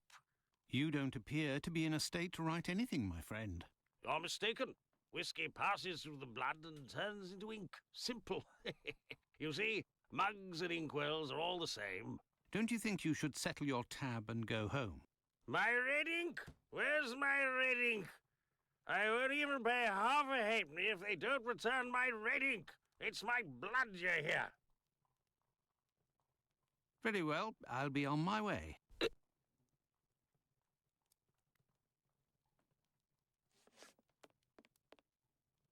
Good evening, sir. Well, I know you. Why, we met at Miss Poolman's the other day. So you've come to slum it in Whitechapel, eh? Do you know Dr. Tumblety, a Canadian or American chap, quite an extravagant dresser, frequents this pub now and then? Are you intimate? No. What do you mean by that? Oh, nothing at all. I just wanted to prove my discretion concerning this man, in so much and so far as I know him. You wouldn't like it if one day the tables were turned and everyone was talking about why you were in the borough. Isn't that so? As it happens, I saw Miss Poolman recently. She told me that she couldn't wait to see you again. She said something about a surprise that is waiting for you at her establishment. Why, that is some of the best news I've heard, my friend. As thanks, I would like to let you in on a secret. The man that you were talking about, and whom I happen to know by sight, passed by and went through that little door that you see over there. Another man let him in. They weren't together for more than a few minutes, to be sure, eh? Well, I will continue my search. Ah, love. But what is this person trying to imply? This matter is beyond me.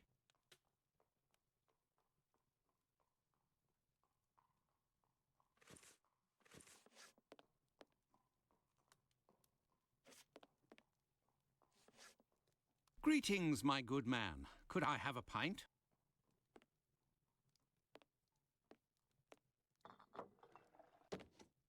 Here, Gov.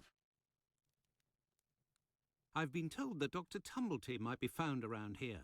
Is that so? I don't do a roll call of all the drunkards here. I've got my hands full just making sure I get their money.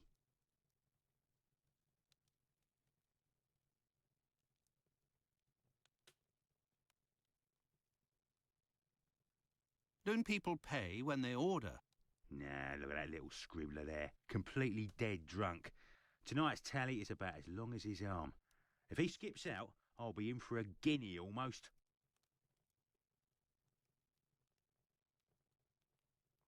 Don't people pay when they order? Goodbye, my friend. Oi, that's it.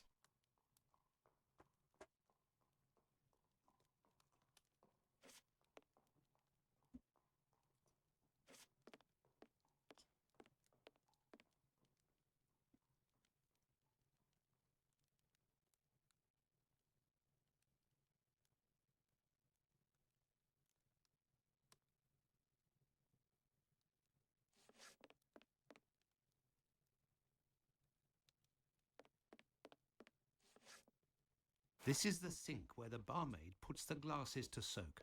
Look, red ink. What's that doing here? The bottle is closed. There must still be some ink inside, and it looks like a glass. The barmaid must have put ink into the sink by mistake.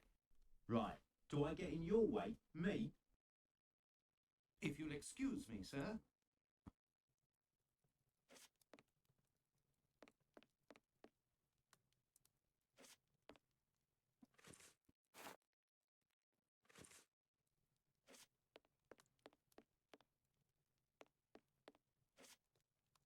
You're the best. The boss told me. My red ink. Where's he been? I found your red ink, my friend. You should settle up and head home. Thank you, my friend. Thank you. The spring-heeled phantom will be revived.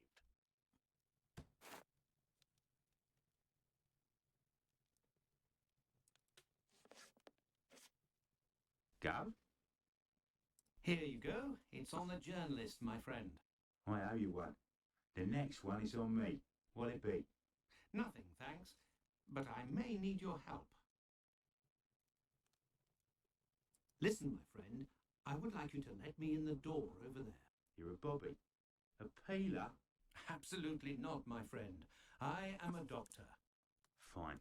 I owe you this at least. There's a bloke behind that door there. No pity Bluto. Let's just say he wants to lay low for a moment. So I don't think you'll be opening the door just now. Unless... Tell him you have word from Squibby. They'll open the door. But who can say what'll happen when the door closes? Goodbye, my friend. Oi, that's it. Why the aggression? Let me in. I have news from Squibby. But stay calm. And who are you? Where's Squibby? He's out. To be honest, I don't actually know this Squibby chap. I was actually wondering if you knew Dr. Tumblety, a Canadian or American fellow. He came in... Sure we know him. Excellent. Can you... You know about gas? I'm afraid not. I am a doctor. Then I ain't interested. You can be leaving now. But if I find out who snitched to the peelers, I'll find you. Got it? But I can pay you for... Keep your coins for the paupers, or one of them gas boys who ain't afraid of nothing and knows how to hold his tongue. You bring him to me. I'll meet with you.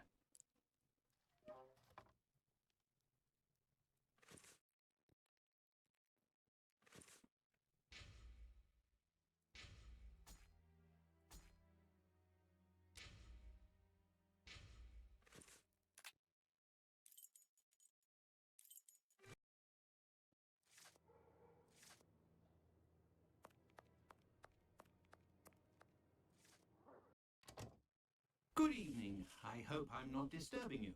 Not at all, Doctor. This man, Mr. Richardson, is a witness to the horrid affair at 29 Hanbury Street, the murder of Annie Chapman. We are discussing the relevance of his testimony. You're probably not in a position to discuss it with me, but I would like to know more about what you call the relevance of this young man's testimony. Oh, there's no secrecy. It's simply that the testimony given by Mr. Richardson doesn't match the time of death given by the coroner, Dr. Phillips. What was the time of death, according to him? Before 4:30 in the morning. My conclusions were the same. Were there any other conflicting testimonies? Well, 2 other witnesses summoned at the preliminary inquest gave testimony, but in these cases too, the times don't match. Do you remember what it was they said? I didn't question them myself. A colleague of mine took down their statements on paper, but on deciding they were of little use, he tore them up and threw them in the bin. There's no point in being bogged down with useless paperwork.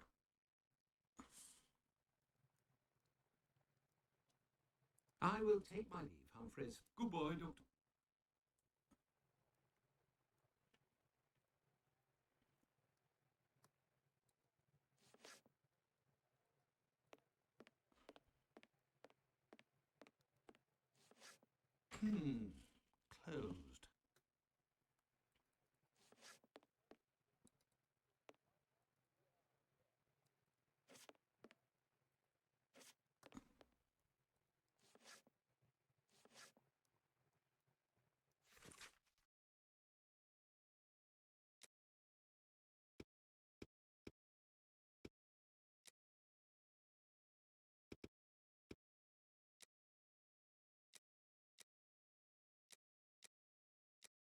An old report on arrests that took place a few years earlier.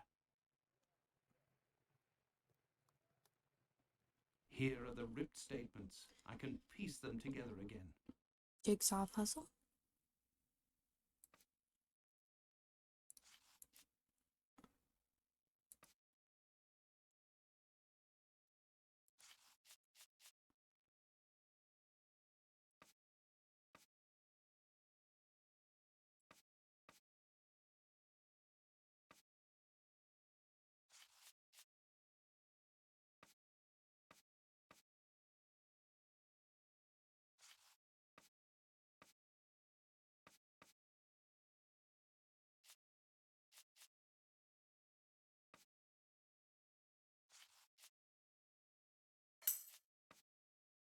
Thank you.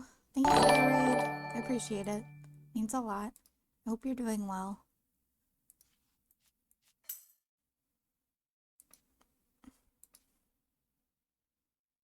I'm doing a jigsaw puzzle right now.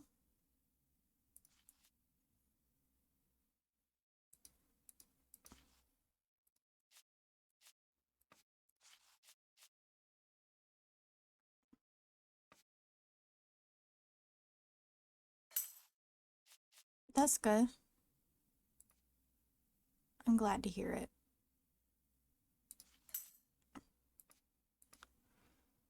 Oh, really? Nice.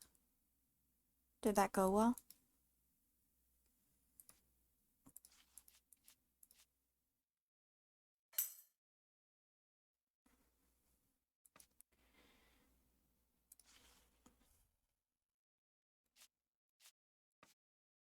Like you finished your streams for the day, or like in general, you finished the games?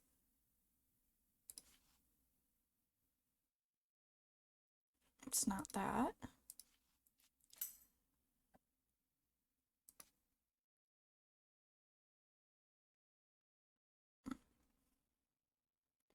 Oh, that's awesome. Congrats. I forgot that you were doing the TikTok lives too. That's cool.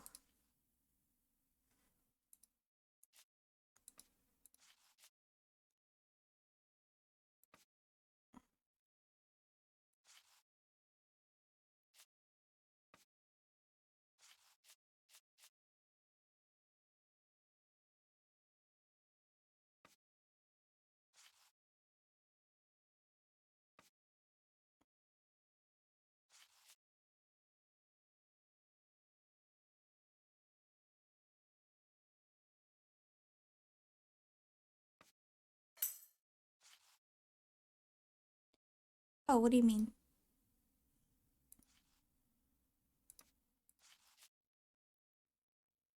Are you asking how I am?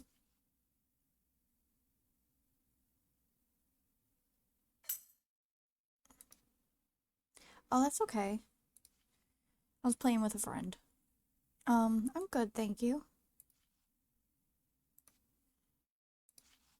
Staying busy.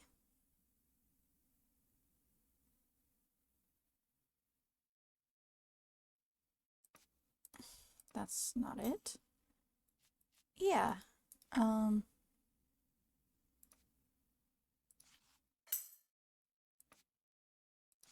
Yeah, I seen that you sent that to me. That's very cool. I wonder what they're gonna do. But, I mean, I'll wait on speculating about that because we've still yet to see season 2. It's that one. Even though that's part's weird. Identification. Okay.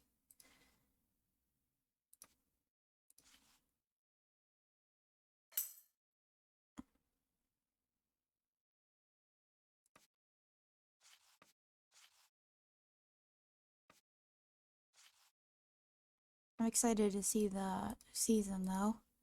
How they handle like the whole plot.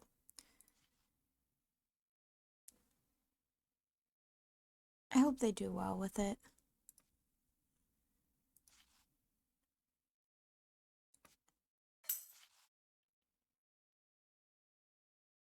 Oh, really? That's a bummer.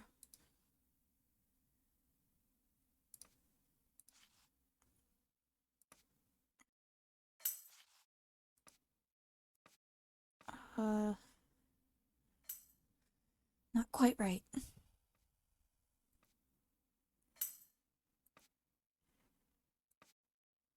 Man, okay, the number. See, has followed.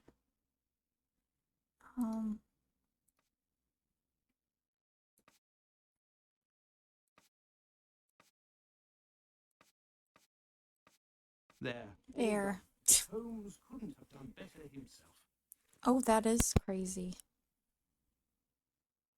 On the morning of the murder, the witness left her domicile. Hold on, I can't really see her right now because the Twitch chat in the corner. You guys can see it, but I can't. So maybe I'll try to read it later.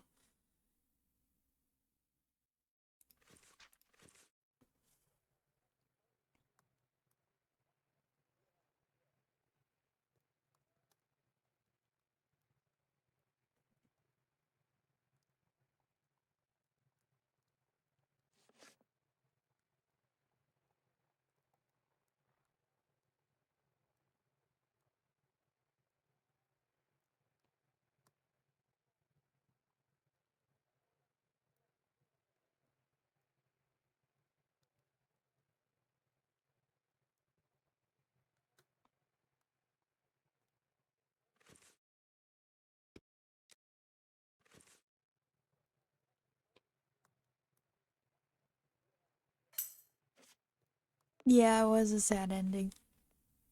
Excuse me, Doctor, but I must take Mr. Richardson's statement. May I introduce myself? I'm Dr. Watson. I am... You wouldn't be the chap what writes the detective stories in that there paper? Well, yes, indeed, my stories have been published in the Strand. Go blimey, when I tell me old mum. It would seem your testimony is the subject of some debate. Could you tell me what it was about? Let me tell you, I'm a bit befuddled about the times that I told them. But it can't be so. I knows what I sees and what I don't sees that morning. What did you see, or what didn't you see? And at what time, would you say? I'll tell you this for nothing. It's me old mum who lives at the house where the body was found out back in the garden. She has her shop at the bottom to the right of the stairs. Her door was broken down not too far back because it's a real zoo it is. Right, the morning it happened, I head that way to see if my old mum has finally had the place broken into. It was 4:45 when I got there. That I'll swear on me dear old mum's life. I had a look round to see if the cellar had been taken. No. I had to sit down on the stairs by the courtyard because my shoes were causing me no end of pain and I had a cut and all. I didn't seize a single thing below the steps, Doctor. Not one single thing. If there was some bird all covered in blood, tain't no how I could have missed that, even if it were night time. Right. 5 minutes after getting to number 29, I had to clip off. And now they tells me that either I can't tell time no more, or I was fixing me loafer next to a stiff that was still steaming. All right then. Evening, gents.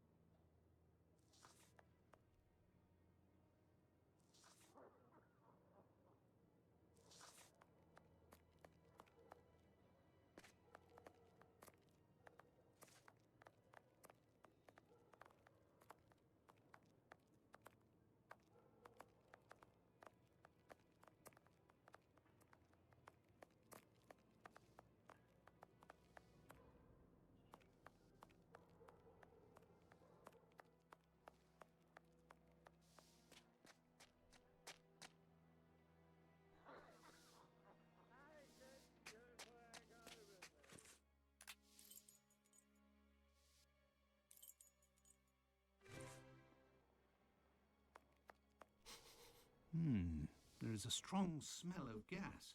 It seems to be coming from the abandoned building.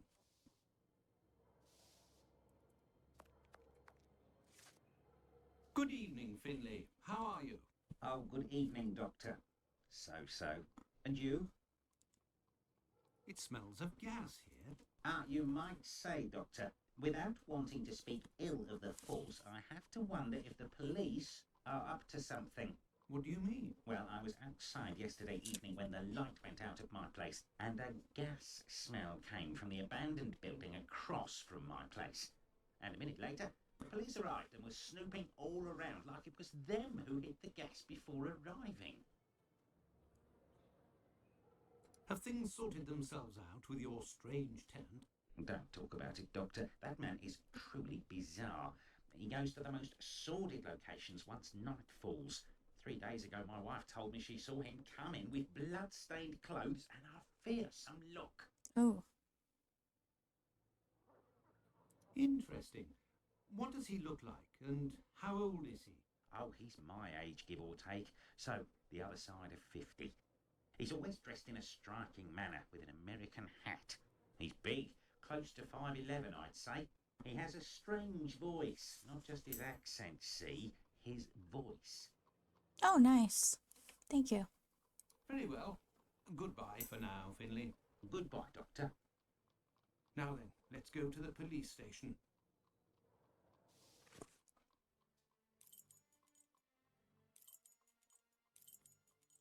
No problem. Take your time.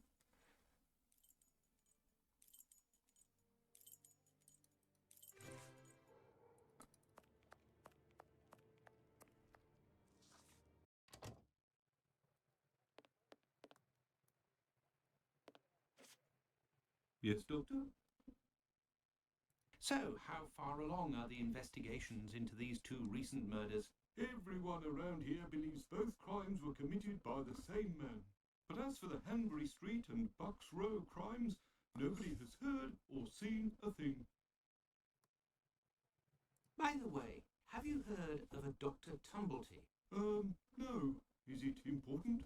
Yes. Well, no, maybe. Actually, I don't know.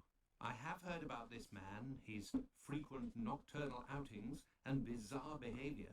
What does this chap look like, Doctor? And where can we find him? The last I heard was that he was staying at Finlay's place, the man who was looking for me a few days ago. It would greatly assist us if you could ask Finlay what your strange associate looks like. We could then see if the description matches any witness accounts. Tumblety is a man around 5'11", about 55 years old, extravagantly dressed and with a rather distinctive voice. He boards at Finlay's. You should know where that is, as the police were there only yesterday. Their arrival coincided with a strange gas leak. Ah, yes, I know where you mean. Indeed, there was an odd affair with the gas. It was rather unsettling. We were searching for a well-known scoundrel who was ratted out by Squibby, the chap we followed and saved from the pack a few days ago.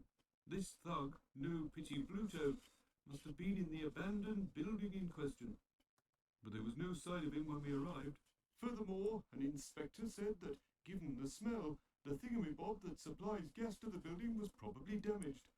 So we took no risks and were called away somewhere else.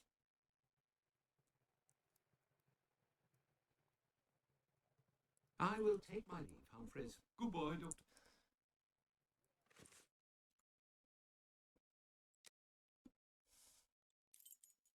I could return to Baker Street, but I am still missing some information, and that would put Holmes in a devil of a mood. No, I've never even heard of the first.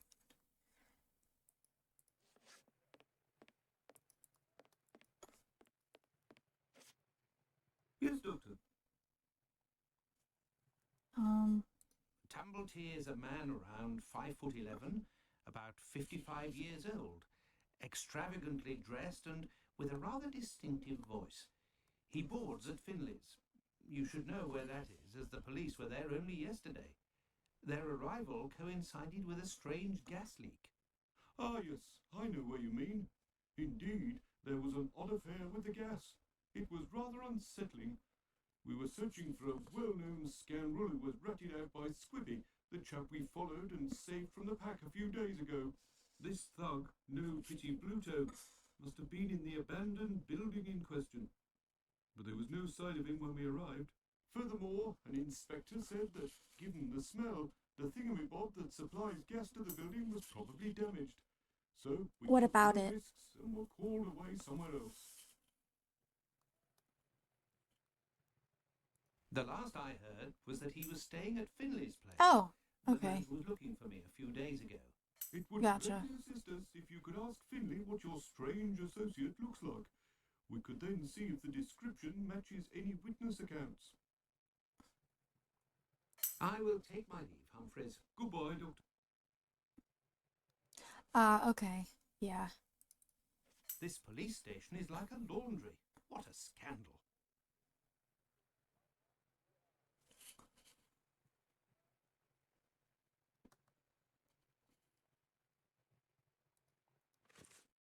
I could return. Okay, what missing information?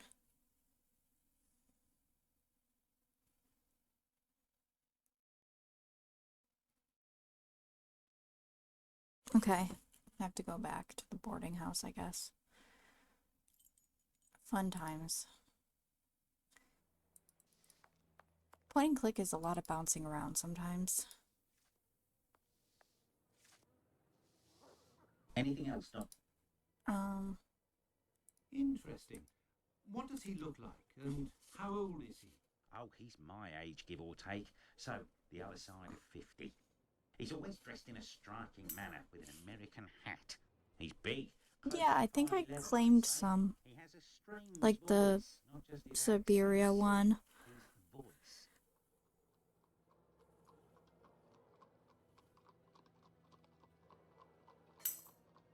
Yeah. Goodbye for now, Finley. Goodbye, Doctor.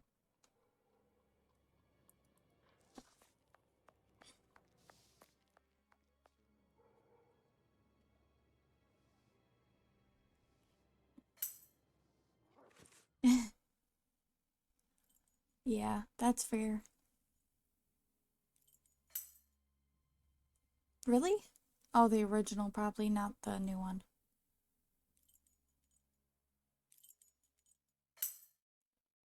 Oh, nice.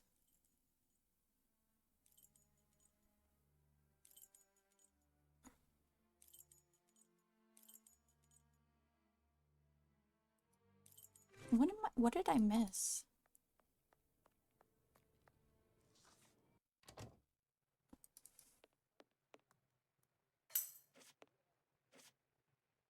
Yes, Doctor. Oh, damn it. I will take my leave, Humphreys. Goodbye, Doctor. Okay. I'm not sure what I missed, but...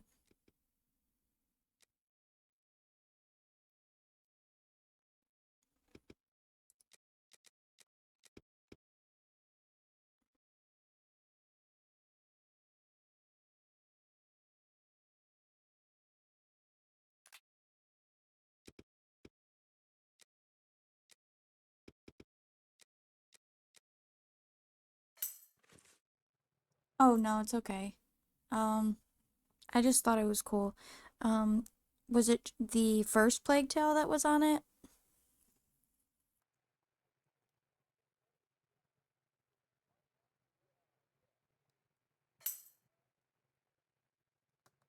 Confused.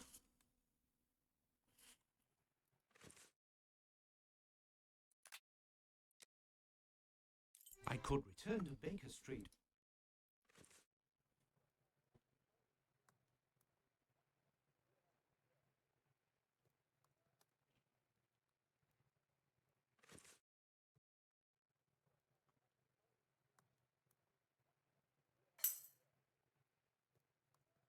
Oh, nice.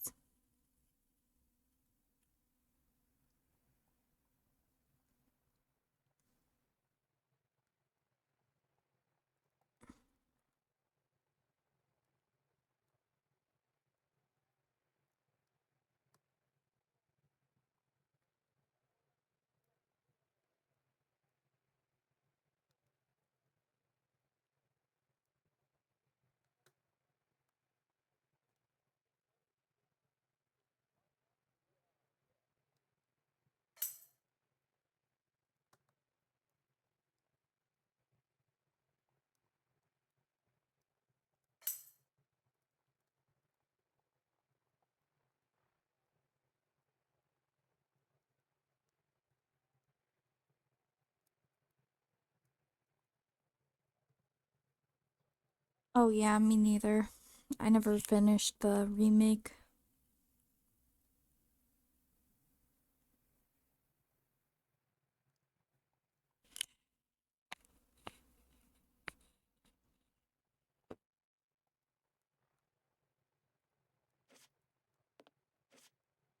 Yes, Doctor. Confused. Have you heard of a Dr. Tumblety? Yes. What is it?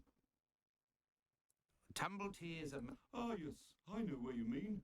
Indeed, there was an odd affair with the gas. This thug, no pity Bluto, must have been in the abandoned building. Furthermore, an inspector said that, given the smell, the thing... The last I heard was that he was staying at Finley's. It would greatly assist us if you could ask Finley what your stray... Tumblety is a man around 5 foot. Ah, this thug. Furthermore... I will take my leave, Humphreys. Goodbye, Doctor. I'm so confused. Why? Why isn't it progressing?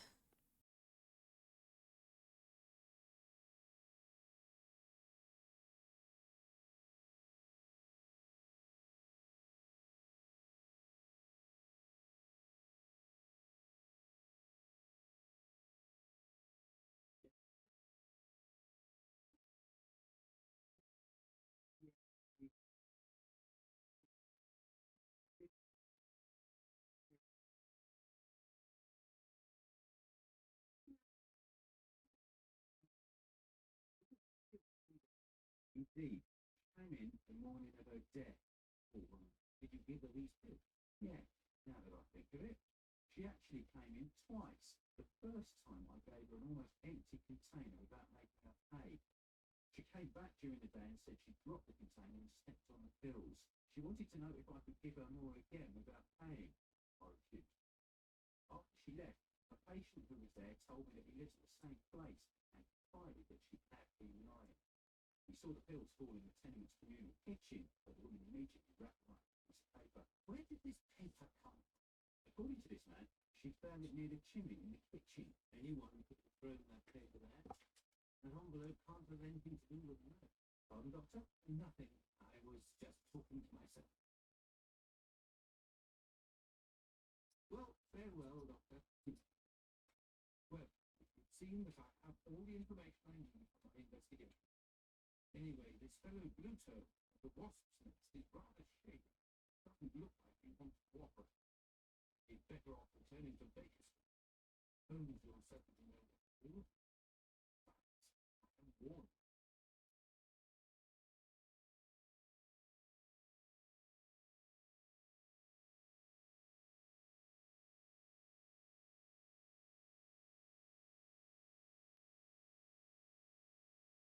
Let's go back to Baker Street. Home, sweet. There we are, Holmes. I've told you in great detail everything that happened last night. Excellent work, Watson. We shall now be prepared to answer a few questions about the horrible murder in Hanbury Street. Do you think we are now in a position to find out the identity of the murderer of these two women? No, I don't think so. It's outside of our scope and not our responsibility. But much has been done to let April the affair with the Pope. Our mission is to help the police by ensuring that we don't get caught up following false leads and pointed in the right direction. Let us start from what we know with some certainty. As we just said, it is almost certain that the same person killed the Bucks Road and Hanbury Street victims. The witness would assume as much as you, Wilson. I shan't elaborate here. What did these two victims happen?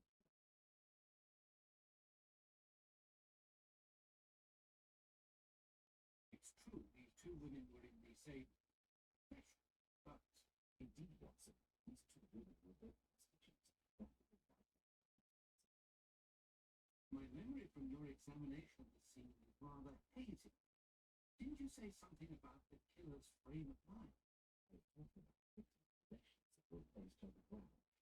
It was a very chapman's finger. This chair overcame anything. Shows steely self-control carrying out the murder. Something is puzzling me, Holmes. Richardson's testimony contradicts the time of death given by Dr. Phillips, which also matches my own, 4:30 a.m. Yes, we shall confirm that, Watson.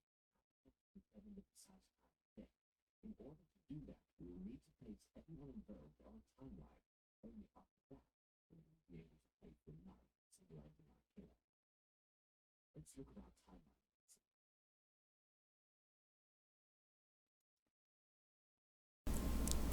Alright, so basically that was the end of chapter 3. So we're going to head on into chapter 4 soon. I hope everyone has a great day, and I hope to see them next time. Bye.